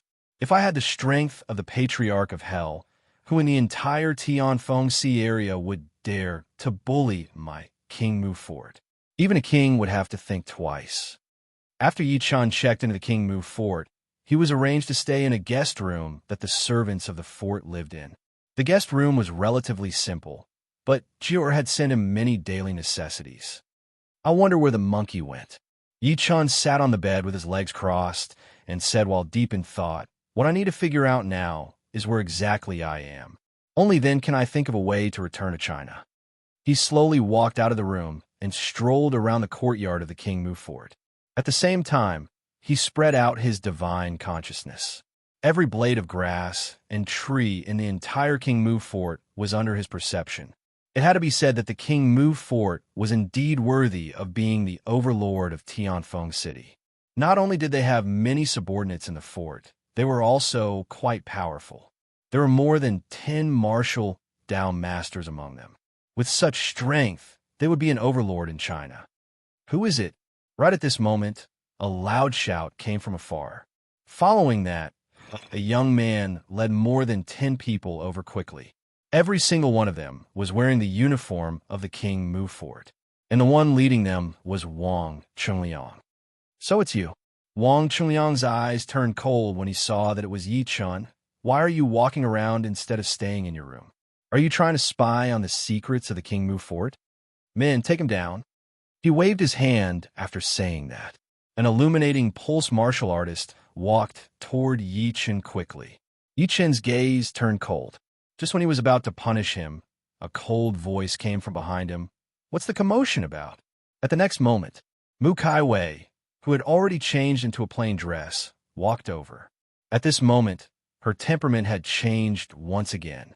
If the woman in white from before was an icy beauty, then she now had a hint of tenderness and weakness. As she appeared, the gazes of the dozen or so King Mu Fort guards, including Wang Chunliang, became dazed. "Kai Wei." Wang Chunliang pointed at Yi Chun immediately and added fuel to the fire. "This brat is an outsider. It's one thing for us to take him out of kindness, but he's actually sneaking around in the King Mu Fort. I suspect that he's trying to spy on the secrets of the King Mu Fort." Mu Kai Wei pursed her red lips and looked at Yi Chun with a scrutinizing expression. "Really?" Yi Chun smiled lightly. "Ms. Mu, I'm bored, so I want to take a look at your Mu family's library. I want to see if there's any way to repair my martial vein." Seeing that he had not given up, Mu Kai Wei frowned slightly. However, she still called an old man over and instructed, "Uncle Hai, bring him to the King Mu Fort's library. Only 1 floor." "Yes, young mistress." The loyal servant called Uncle Hai glanced at Yi Chun in surprise. He then led Yi Chun away under Wang Chunliang's cold gaze. Wang Chunliang could not help but say, "Kai Wei, this person's background is unknown. Why did you allow him to enter the library?" "What if—" At this moment, Jior walked over quickly and said while panting, "Young mistress, bad news, bad news. The people from the city governor's mansion are here again." "What?" Mu Tsaiwei's expression changed, and she immediately turned around and left. After Wang Chunliang watched her leave, his expression changed a few times. He secretly gritted his teeth and said, "Be asterisk Tisich, haven't I been nice to you all these years? It's fine if you're not nice to me, but you're taking care of a piece of trash. Just you wait. When the King Mu Fort is completely destroyed, watch how I torture you. I'll take back everything I gave you from you, and make you wish you were dead." Chapter 743. Young Master Sure. This is the King Mu Fort's Sutra Pavilion. Uncle Hai led Yi Chun to an ancient building that covered an area of about 400 to 500 square meters. He took out his key and opened the door on the first floor. "Please, but young mistress has instructed that you can only stay on the first floor." "Thank you." Yi Chun walked into the first floor of the Sutra Pavilion after saying that. Looking around, he saw a floor filled with antique bookshelves. There were countless ancient books with intact covers and neatly arranged ancient books. He walked over and looked at the ancient books beside him. Yi Chun picked one up casually and realized that there were a few ancient words written on it. Beginner martial artist basics. Ancient words? Looks like it really verified my previous guess. The culture of this world almost overlaps with that of Earth. Yi Chun's eyes focused as he slowly flipped open the book in his hand and browsed through it quickly. With the power of his divine consciousness, he could almost read 10 lines at a glance. In the guest hall of the King Mu Fort, The atmosphere was heavy and oppressive. The hall was very spacious. The few people sitting at the top were the upper echelons of the King Mu fort, led by King Mu. However, they did not look too good at that moment. There were 3 figures at the bottom. The person in the middle was a middle-aged man dressed in a starry, official robe. The middle-aged man's temples were white, and he was full of smiles. His eyes shone brightly. Behind him stood a young man in white, with sharp eyebrows and starry eyes. Although the young man did not say a word, his brows were filled with arrogance. Following the sound of footsteps, Mu Kai-wei, who was dressed in a plain dress, walked in quickly. She was very swift and decisive. As she stepped in, everyone's gazes in the hall landed on her. King Mu and the rest were fine. On the other hand, the light in the man's eyes shone even brighter. He laughed out loud and said, "I believe this is my niece, Kai-wei. I haven't seen you for a few months, but you've become more and more graceful." The white-clothed young man's gaze froze when he looked at Mu Kai-wei, and then waves of strong possessiveness flashed through his eyes. Father, second elder, third elder. Mu Kai-wei's expression did not change in the face of everyone's gazes. She stepped forward and nodded at the upper echelons of the King Mu fort, including King Mu. "Kai-wei, you came at the right time." King Mu nodded slightly. He looked at the middle-aged man below and introduced, "Let me introduce you. This is the new city governor of Tianfeng City, Situ Yun. The person behind him is City Governor Situ's son, Situ Yu." Mu Kai-wei said in a neither servile nor overbearing manner, "Greetings, City Lord Situ. My niece Kai-wei, there's no need to be so polite." Situ Yun waved his hand enthusiastically and smiled. "Since niece Kai-wei is here, I'll get straight to the point. My son Situ Yu has always admired niece Kai-wei, so he sent me here to ask for niece Kai-wei's opinion." As his voice fell, King Mu's heart sank as he sat at the top, and a hint of bitterness surfaced in his heart. "Situ Yun, oh Situ Yun, why are you forcing me like this?" Situ Yun seemed to have sensed that the atmosphere was a bit depressing. He smiled again and said, "Also, I would like to announce a good news to everyone. My son has become an inner disciple of the Yun Hai sect a month ago." As soon as these words came out, the expressions of the King Mu fort's upper echelons, including King Mu, changed. The Yun Hai sect. This was a cultivation sect. The sect was filled with powerhouses, and its foundation could be said to be terrifying. If there was a force in the Greatly dynasty that was not afraid of the imperial power, it would be the Yun Hai sect. Even though the King Mu fort was an overlord in Tianfeng City, in the eyes of the Yun Hai sect, they were no different from ants. However, the Yun Hai sect rarely recruited disciples from the outside world. Moreover, the talent of the people they recruited was extremely terrifying. Just the threshold alone was the peak innate stage. Even Mu Kai-wei turned pale. Her beautiful eyes could not help but glance at Situ Yu, who was behind Situ Yun. Seemingly aware of her gaze, Situ Yu gave her a slight smile. However, the arrogance in his eyes could not be concealed. King Mu said in a deep voice, "Nephew Situ has stepped into the peak innate stage." "That's right." Meeting everyone's gazes, Situ Yu smiled proudly and said in a carefree manner, "I stepped into the peak innate stage a month ago, and I'm only a step away from the venerable stage. Therefore, the sect specially gave me 2 golden dragon pills. I can step into the venerable stage at any time." As soon as he finished speaking, the expressions of King Mu and the others changed drastically. Golden dragon pill. It was a spirit pill that could only be refined by a level 5 mystic master. Normally, a single pill could allow a cultivator who had stopped at the threshold of the venerable stage to step into the venerable stage. Therefore, it was extremely valuable. Even if they sold the King Mu fort, they would not be able to afford it. Even if they could afford it, there was no market for it. Now that Situ Yu had the golden dragon pill, it meant that he could step into the venerable stage at any time. It was no wonder that the city governor's mansion had been so arrogant recently.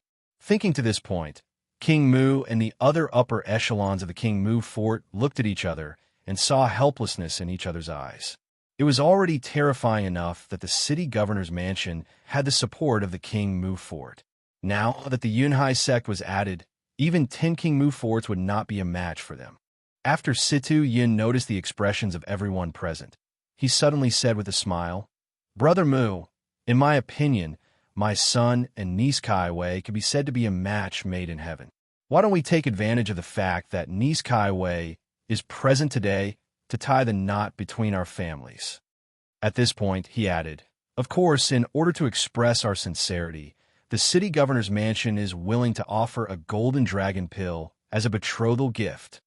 His words were like a thunderclap that shocked everyone, causing their expressions to change. A trace of disbelief flashed across their faces. The second elder of the King Mu fort stood up in shock. "City Governor Sidu, may I ask if you're really going to give the King Mu fort a golden dragon pill?" It was no wonder he was so excited.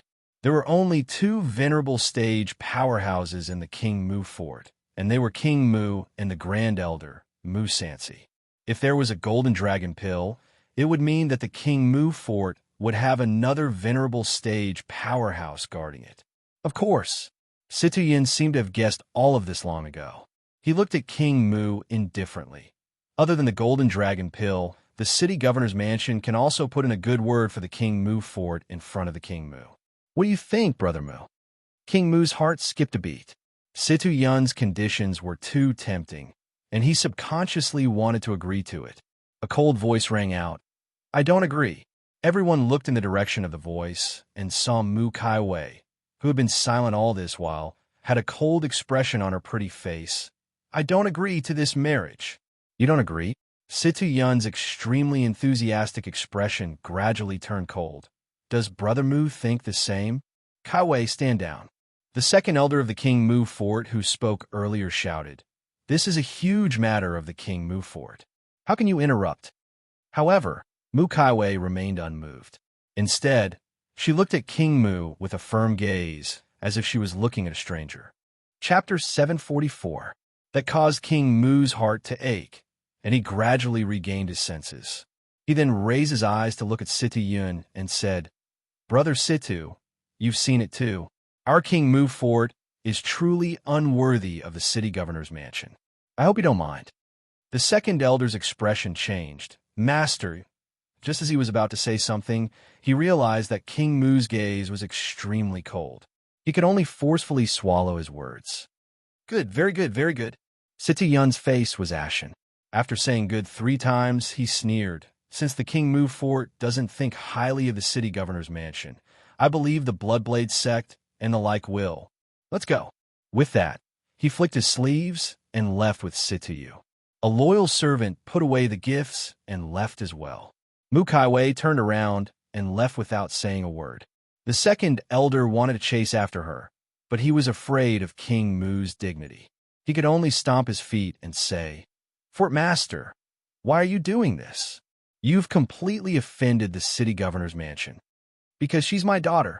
King Mu snorted coldly, but he sighed in his heart. How could he not understand the threat in Situ Yun's words before he left? However, as a father, he owed his daughter too much, so he could not harden his heart. On the first floor of the King Mu fort's library, Yichen looked like he was deep in thought.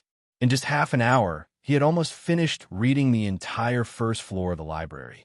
This also allowed him to have a certain understanding of the power system in this world. The cultivation system in this world was also divided into 2 types. One was Mystic Master, and the other was Martial Artist.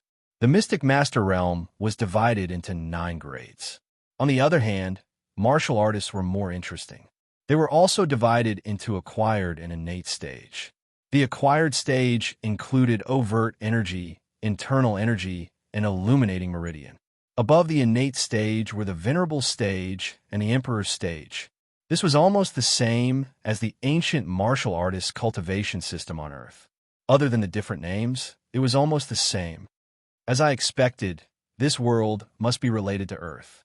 Otherwise, it wouldn't be such a coincidence. Yi Chun mumbled softly and looked at the remaining 2 books that he had yet to read. One of them was called Miscellaneous World Geography, while the other was called Legends of Mountains and Seas. Yi Chun picked up the book casually and started reading it carefully. However, there was a ripple in his heart, ancient desolate realm. So the world I'm in is the ancient desolate realm. According to the ancient book, this world was called the ancient desolate realm. It was as vast as Earth, but the difference between it and Earth was that the ancient desolate realm was rich in spiritual energy and possessed a higher cultivation civilization. The Tianfengxi area, where the King Mu Fort was located, was only a drop in the ocean in the entire ancient desolate realm. To think that I actually arrived at the ancient desolate world that Qin Yin spoke of. Yi Chan heaved a sigh of relief. He picked up the legend of mountains and seas and browsed through it quickly. Compared to the previous book, this one shocked him even more. This Legend of the Mountains and Seas was written by one person. The contents were all his guesses. This person had guessed that there was another world outside the ancient barren world. This world was lacking in spiritual qi and was mostly made up of oceans. There were many dynasties that had been replaced one after another. There were even legends about Chang, flying to the moon. Earth, isn't this person talking about Earth? Yichun suppressed the waves in his heart and continued reading. This person called the world, he guessed the celestial burial planet. He believed that the celestial burial planet and the ancient desolate realm came from the same source. They seemed to be two different worlds, but they were both in the same time and space. He even guessed that the ancient desolate realm was the celestial burial planet. However, there was a change in the world that caused the two to be separated. Who exactly is this author? To be able to write such content, it's definitely not a guess. He's probably someone from Earth. Yichin kept looking for the signature of the book, but he could not see it at all. The first page seemed to have been torn off. In a room in the King Mu Fort, Mu Kaiwei sat quietly in front of the dressing table. Mu Kaiwei sat quietly in front of the dressing table and stared blankly at the ancient painting on the dressing table. A stream of tears slowly fell. The ancient painting was of a woman in palace attire. She looked to be in her 30s or 40s, and she was lifelike. There was a beauty mole on her chin, and she looked charming. A voice came from outside. "Kaiwei, can I come in?" Mu Kaiwei immediately wiped her tears and put the ancient painting away again. Only then did she walk over and open the door. Her face was expressionless. After King Mu entered the room, he looked around. His gaze lingered on the ancient painting for a few moments before he said with a bitter smile, "Are you thinking about your mother again?" Mu Kaiwei said coldly, "Father, what's the matter? I've thought it through today's marriage proposal from the city governor's mansion. Whether you marry or not is up to you." King Mu looked at her with slight heartache. "You've sacrificed too much for this family. It's my incompetence. If you're unwilling to marry, go to the capital city to look for your aunt. She'll protect you. As for the King Mu Fort, I'll think of a way to deal with it myself. At most, I'll compromise with the king, disperse the family property, and become a rich man." "No." Mu Kaiwei suddenly shook her head and said, "Father, you're too naive. The king has ordered you to send Junyan to the capital city as a hostage many times, but you've rejected all of them. With the king's personality, he won't let you off. Once you compromise, the consequences will be irreversible." King Mu said in a deep voice, "It's worth it to use my life in exchange for the safety of you and your brother. Besides, the king might not be that heartless." Mu Kaiwei suddenly said, "Father, I've decided to get married." What did you say?"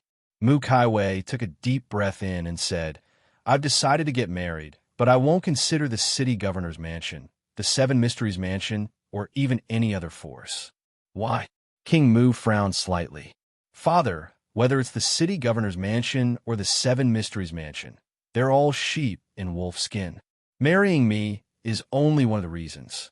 The most important reason is that they want to suck the blood of the King Mu Fort." Mu Kaiwei said, "So, what I mean is that since I'm going to get married, then I'll choose someone who can't threaten the King Mu Fort, or even my brother's inheritance." At this point, she paused for a moment and said, "This person doesn't need looks, doesn't need an illustrious family background, and doesn't even need to be able to cultivate." King Mu shook his head without even thinking. "These people you're talking about are either orphans or cripples. They're either beggars or fools. Where can I find them? Besides, even if I find them, I won't joke around with your happiness." "No."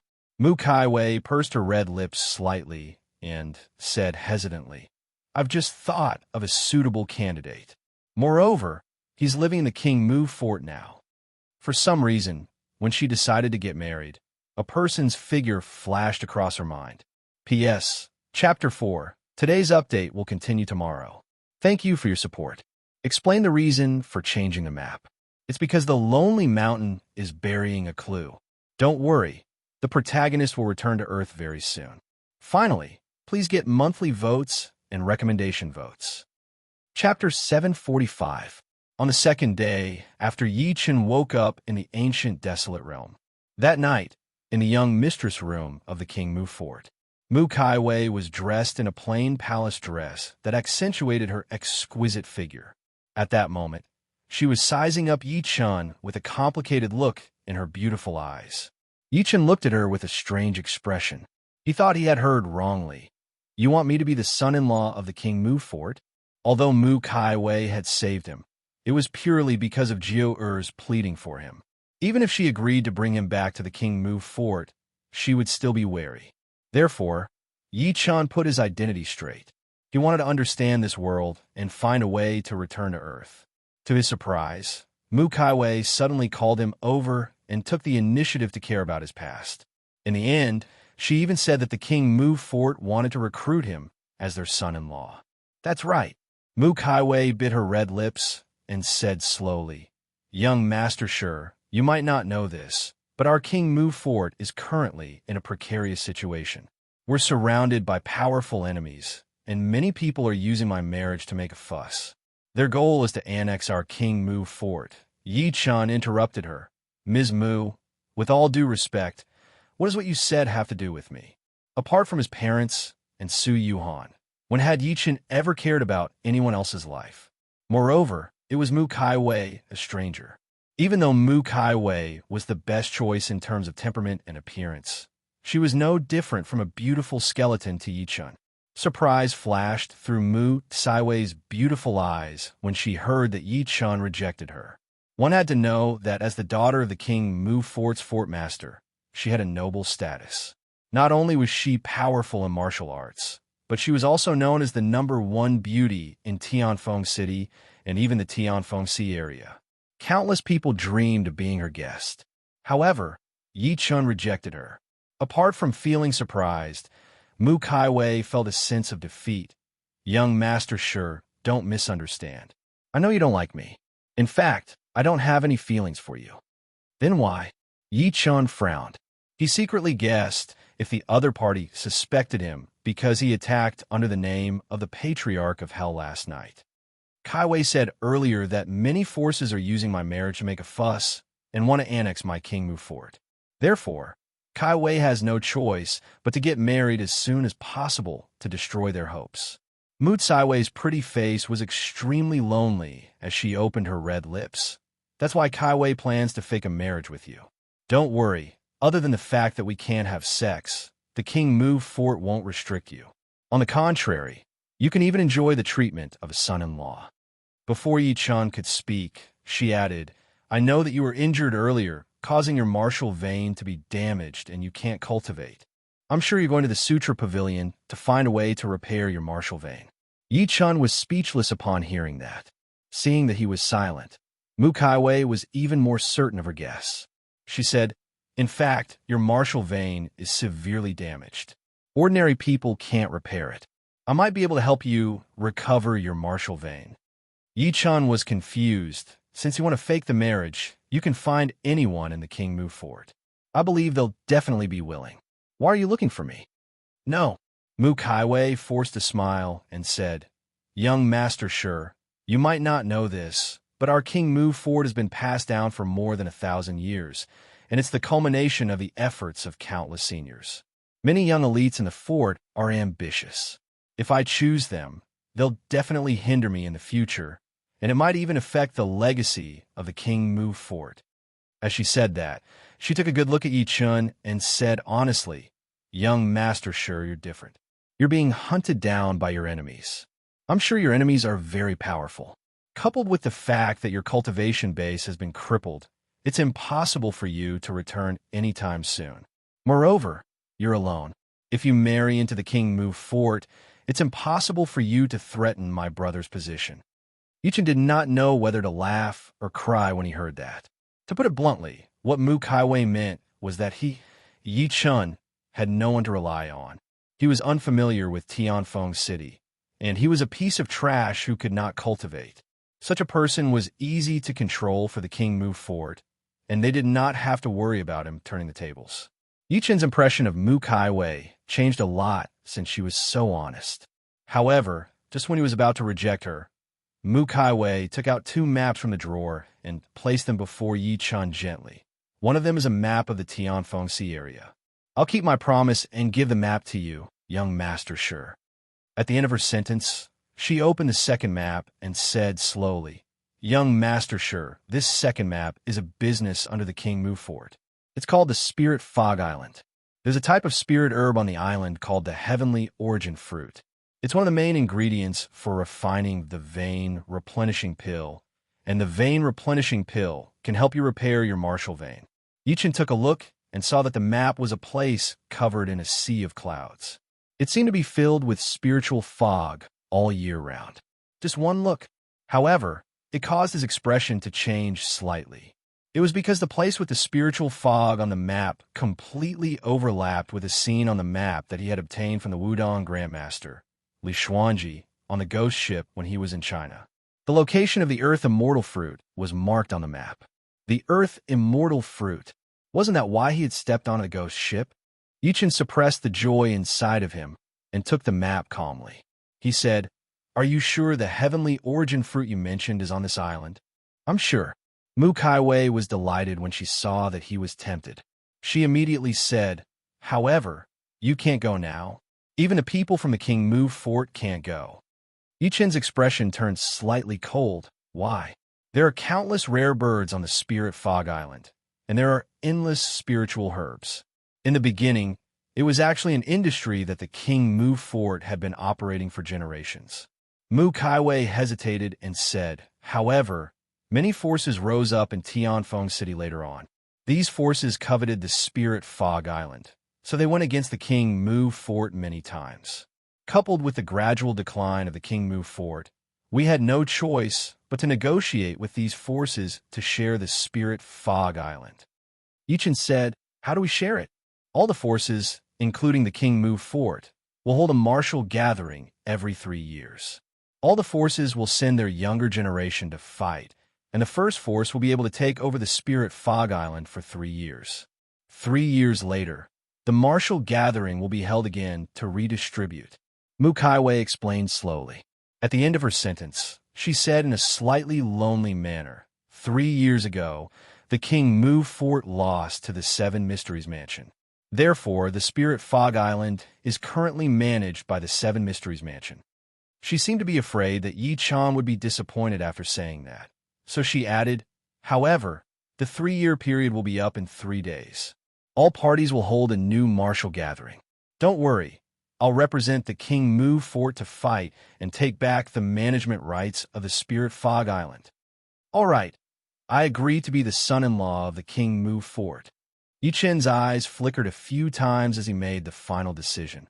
However, I'll make it clear first. It's only a fake marriage. I'll leave after I obtain the Heavenly Origin Fruit. The engagement between us naturally won't be valid. Now that he knew the whereabouts of the Earth Immortal Fruit, he secretly made up his mind to find a way to return to China after obtaining the Earth Immortal Fruit. Chapter 746. Yichen left after staying in Mu Kaiwei's room for a while. After he left, a figure slowly appeared at the door. King Mu watched Yichen leave before walking into the room. Did that brat agree? He agreed. Mu Kaiwei slowly recounted the process of persuading Yichen. She said at the end, Father, I can tell that this young master sure is really not interested in me. He's not interested in the King Mu fort either. Looks like this kid is a person that pursues the Tao wholeheartedly. Unfortunately, how could it be so easy for him to recover his cultivation? King Mu fell silent for a few seconds before saying with a soft sigh, The Heavenly Origin Fruit can indeed be used to refine the vein replenishing pill. However, I'm afraid it'll be very difficult for our King Mu Fort to take back the management rights of the Spirit Fog Island in 3 days. This time, even Mu Kaiwei fell silent. The so-called martial gathering, in simpler words, was a competition between the Bloodblade School, the City Lord's Estate, the Seven Mysteries Mansion, Val Valley, and a few smaller factions in the surroundings. Each faction would send out their strongest people of the younger generation. In the entire King Mu Fort, only Mu Kaiwei and the Grand Elder's son, Mu Xuanjin, could fight. Both of them were only peak martial Dao masters. Although Sitiyu, the son of the city governor's mansion, was also at the peak of the martial Dao Grandmaster realm. He had the Dragon Tiger Golden Pill given by the 8th grade sect, the Cloud Ocean sect. He could step into the martial highness realm anytime. There was also the Seven Mysteries Mansion, a grade 9 sect whose foundation far surpassed the King Mu Fort, as well as Huagang, the son of the Bloodblade sect master, the young valley master of the Vile Valley, and so on. King Mu advised, Kaiwei, I really don't agree to you marrying that brat. Why don't you pick someone from the fort? For example, the Great Elder's son, Mu Xuanjin. Xianjin's talent is not bad, and he is always like you. I can see that too. The thought of his daughter marrying a piece of trash like Yichin made him feel like his heart was being sliced by a knife. No. Mu Kaiwei shook her head and said, Father, I'll only hold them back if I choose someone from the fort. Not to mention that the Grand Elder's reputation in the fort has been growing higher and higher in the recent years, and it faintly shows signs of threatening you. If I were to marry Mu Xuanjin, then the Grand Elder's line is bound to be unable to be suppressed. But King Mu's face twitched slightly. It's decided then. I'll go make the arrangements now. At the same time, send someone out to spread the news of my marriage with young Master Shi. Before King Mu could finish speaking, Mu Kaiwei turned around and walked out of the room. That night, an extremely explosive piece of news spread throughout the entire Tianfeng city. It even spread to the surrounding cities at a terrifying speed. The young mistress of the King Mu Fort, Mu Kaiwei, was about to get married. The time was set for noon the next day. Who was Mu Kaiwei? Putting aside the fact that she was the daughter of the King Mu Fort's fort master, her identity as the first young mistress of the King Mu Fort was extremely noble. Just based on her appearance and temperament alone, she was known as the #1 goddess in Tianfeng City and even the #1 beauty in the Tianfengsi area. It was unknown how many young elites viewed her as the goddess of their dreams. For her, they would not even eat or drink, and their souls would be infatuated with her. Now that they suddenly heard that she was getting married, how could these people hold it in? Even the King Mu Fort was shocked. Therefore, the entire Tianfeng city was in an uproar. Countless young elites thought that they had heard wrongly when they found out about it. After confirming that the news was true, all of them beat their chests and stomped their feet. Their faces were filled with despair, and they sought death for this. Many extremists even blocked the entrance of the King Mu Fort and made a ruckus, asking Mu Kaiwei to personally explain if the situation was true. Under the watchful eyes of everyone, Mu Kaiwei appeared and personally admitted that she was going to get married tomorrow, and everyone in the King Mu Fort was preparing for this urgent marriage. My goddess is actually getting married, and it's tomorrow. What's the point of me living in this world? I might as well die and settle everything. Who is it? Which animal has captured young Mistress Mu's heart? Come out. I want to fight you one-on-one. You guys still don't know, do you? The King Mu Fort has already said that young Mistress Mu isn't getting married, but the King Mu Fort is recruiting a son-in-law. What's even more shocking is that this son-in-law is called Sure Something. Young Mistress Mu saved him on her way back to Tianfeng City. It's said that his cultivation base has been crippled, and he's a complete piece of trash. I don't believe it. Why would young Mistress Mu fall for such a person? What's so unacceptable about that? As the saying goes, the pavilion closest to the water enjoys the moonlight first. Obviously, young Mistress Mu has been interacting with this piece of trash with the surname Sure for a long time. Tianfeng City, City Governor's Mansion. After City Governor City Yun looked at the information in his hand, his eyes were filled with coldness. What a King Mu Fort! What a King Mu Fort!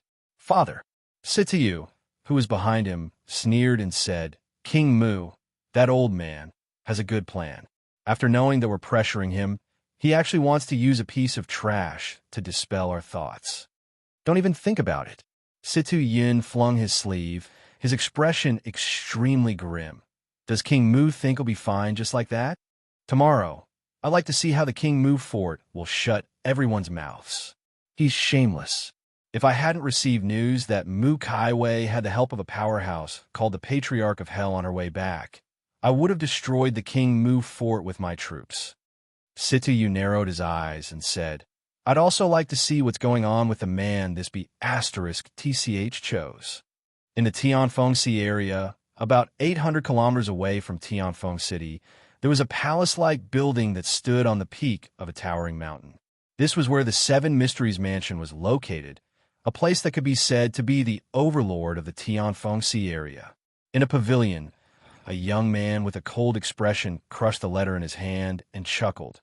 "Mu Kaiwei is getting married tomorrow. Looks like she's been forced into a corner by me. Mu Kaiwei, you're destined to be mine.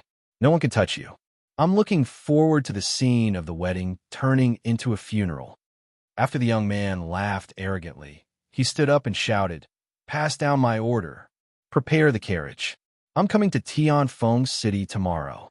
Right at this moment, a gray-robed old man leaped in and said in a deep voice, "Young master, the King Mu fort is nothing, but don't forget what happened that night." "The Patriarch of Hell?" The young man narrowed his eyes, feeling a little fearful. The elders have already discussed it.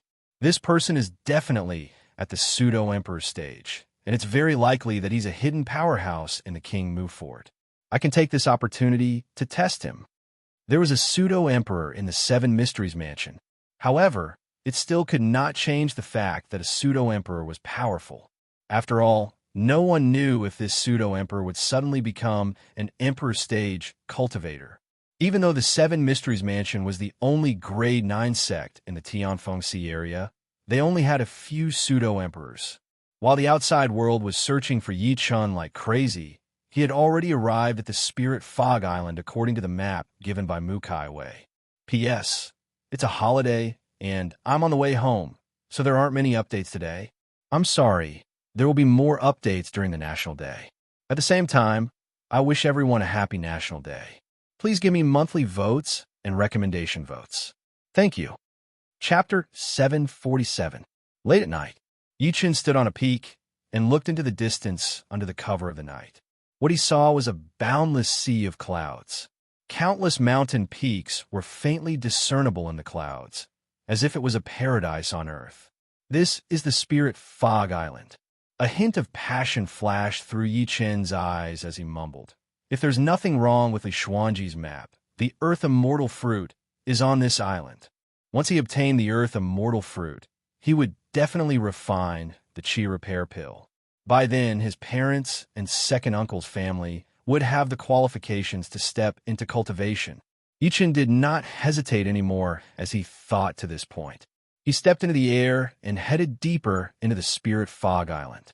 Buzz! His body had only taken a few dozen steps when he felt a huge rebounding force coming at him, as if he had hit an invisible barrier.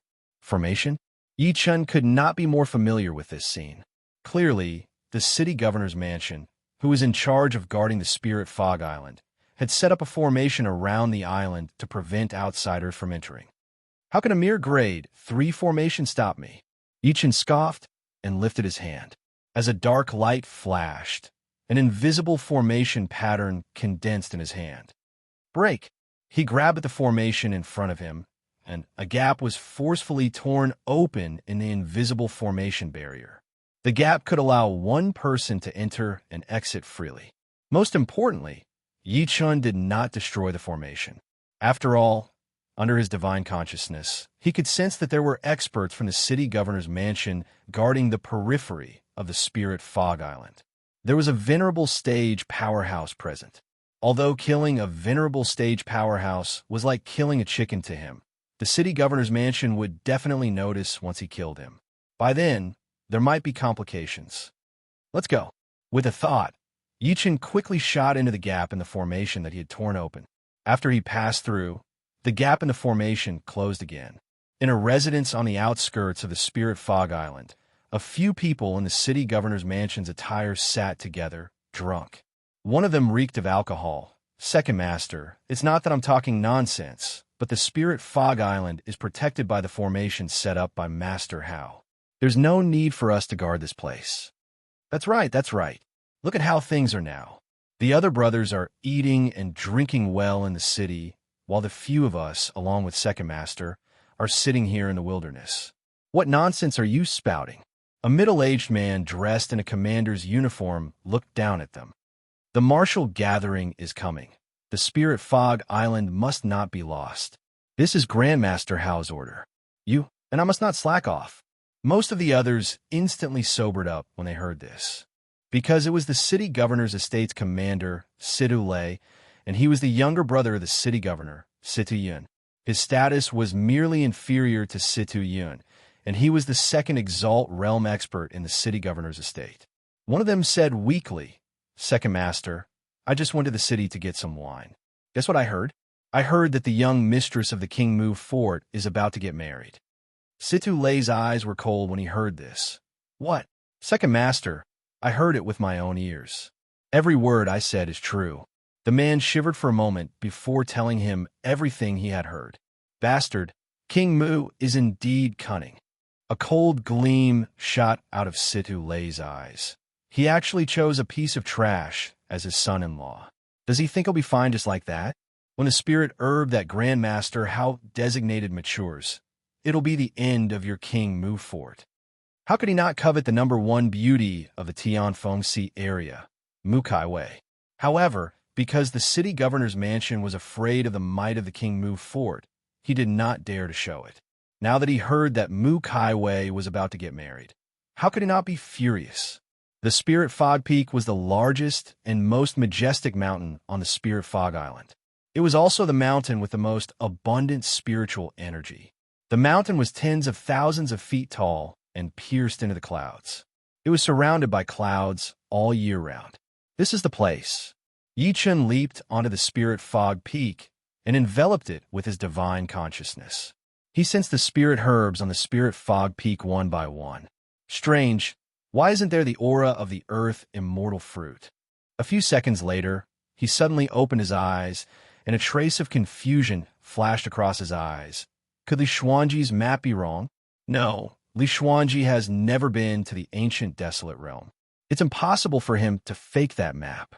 Yi Chun shook his head lightly and released his divine consciousness to search his surroundings again. This time, he finally realized that something was amiss. It turned out that there was a faint aura of a formation in the southeast corner. Someone actually set up a formation. Yi Chun moved and appeared at the southeast corner of the Spirit Fog Peak. This place was the same as other places. There was nothing unusual about it. If he was not careful, he might have missed it. It's a grade 3 formation, the Aura Concealing Formation. Looks like there's a Mystique Master behind the city governor's mansion. He should be a grade 3 Mystique Master. Yi Chun's eyes flickered a few times. Subsequently, he broke through the formation silently. What he saw was a pool, and there was a water lily around the pool. The water lily was about the size of a stone mill, and there was a golden apricot-shaped fruit in the center.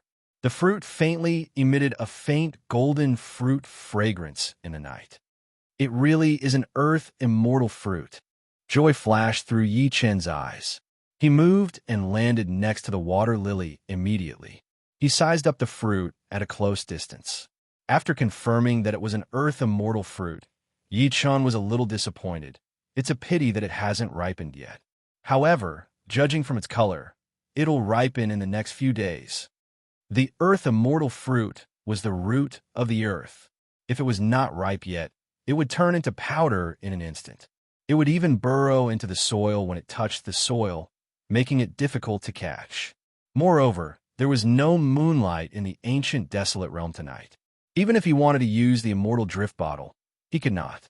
After all, the immortal drift bottle could only produce the mysterious green liquid on its own on a full moon. While Yi Chun was sizing up the water lily was also trembling slightly. The water lily was also trembling slightly. A few seconds later, two furious roars came from the water. As two huge waves surged out, two giant beasts, one black and one white, broke out of the water and attacked Yi Chen one after another. When he focused, he saw that they were two giant loaches. Clearly, they were the earth immortal fruits, spiritual beasts.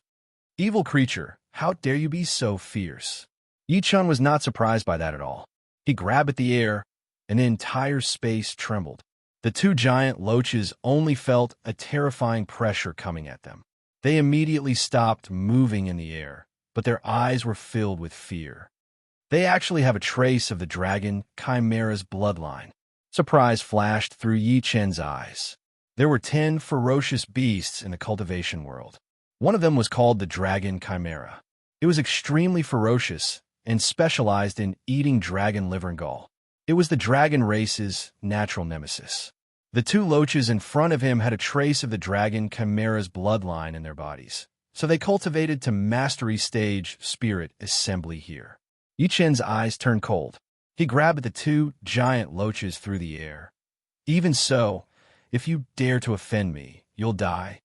At this moment, a childish voice rang in his ears. Bad guy, don't kill them. Chapter 748. The voice that came out of nowhere shocked Yi Chen. He looked in the direction of the voice and realized that the water lily in front of him was trembling slightly. Are you the one talking? Be bad guy, of course it's me. A voice that sounded like a 5 or 6-year-old girl's was heard again. The water lily trembled even more frequently. Bad guy, can you not kill them? Interesting. Yi Chen raised his brows and took a good look at the water lily. He did not expect it to be able to speak. One had to know that creatures like demonic beasts could not speak human language unless they reached foundation building. If they wanted to transform into a human, they would need to reach golden core cultivation base. Why can't I kill them? Yi Chen said with interest. Since you can speak, you must have a certain level of intelligence. Then, you should know that these two demonic beasts have been waiting for the day you mature before eating you. I know, the water lily said innocently, but I've been here for 300 years. They're the ones who talk to me. If you kill them, I'll be bored and unhappy. Then I'll die. Yi Chen did not know whether to laugh or cry. How dare you threaten me? Do you know that you can't even protect yourself? I know that too. The water lily's timid voice sounded again. Last time, a big bad guy like you discovered me. I knew that I couldn't protect myself. Yi Chen asked, is he a formation master? Yes, he's a formation master, an old man. He's much more disgusting than you. As soon as he saw me, he would dance with his hands and feet and smile lewdly. However, we ignored him. At this point, the water lily said in an extremely childish manner, bad guy, as long as you don't kill them, I'll give you the fruit when the time comes. Is that okay? Sure, but you have to promise me something. Yi Chen's eyes flickered a few times as he said, after you mature, not only do you have to give me the fruit, but you have to leave with me. You have to know that you've been exposed. If you continue to stay here, you know what will happen. Like hell, I'll believe you. You're just as bad as that old man. Both of you want me. Yi Chen was speechless when he heard that. I only want the earth immortal fruit. The reason why I want your true form is because you're the root of the earth. Staying here is just like gathering dust.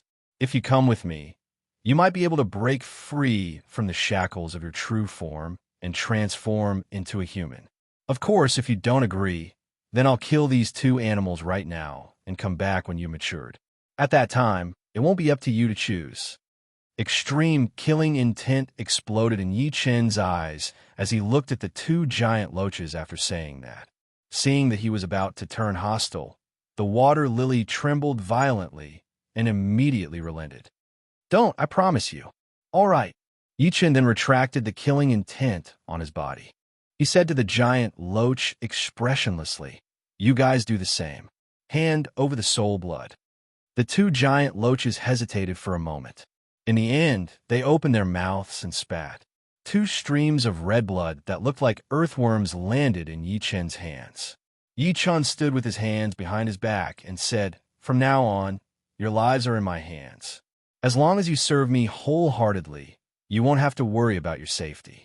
I'll even guide you to foundation building in the future. The two giant loaches let out a low growl, as if they were agreeing. Very well. From now on, you guys are responsible for guarding the earth immortal fruit. You're not allowed to eat it without permission, nor are you allowed to expose yourself. I'll come back in 3 days. After arranging everything, Yi-chun left the Spirit Fog Island quietly. The venerable stage powerhouse in charge of guarding the Spirit Fog Island did not notice him at all. As soon as he returned to the entrance of the King Mu fort, he realized that the entire fort was brightly lit. It was as if a great enemy had come. An illuminating pulse martial artist guarding the door was stunned at first when he saw Yi-chun.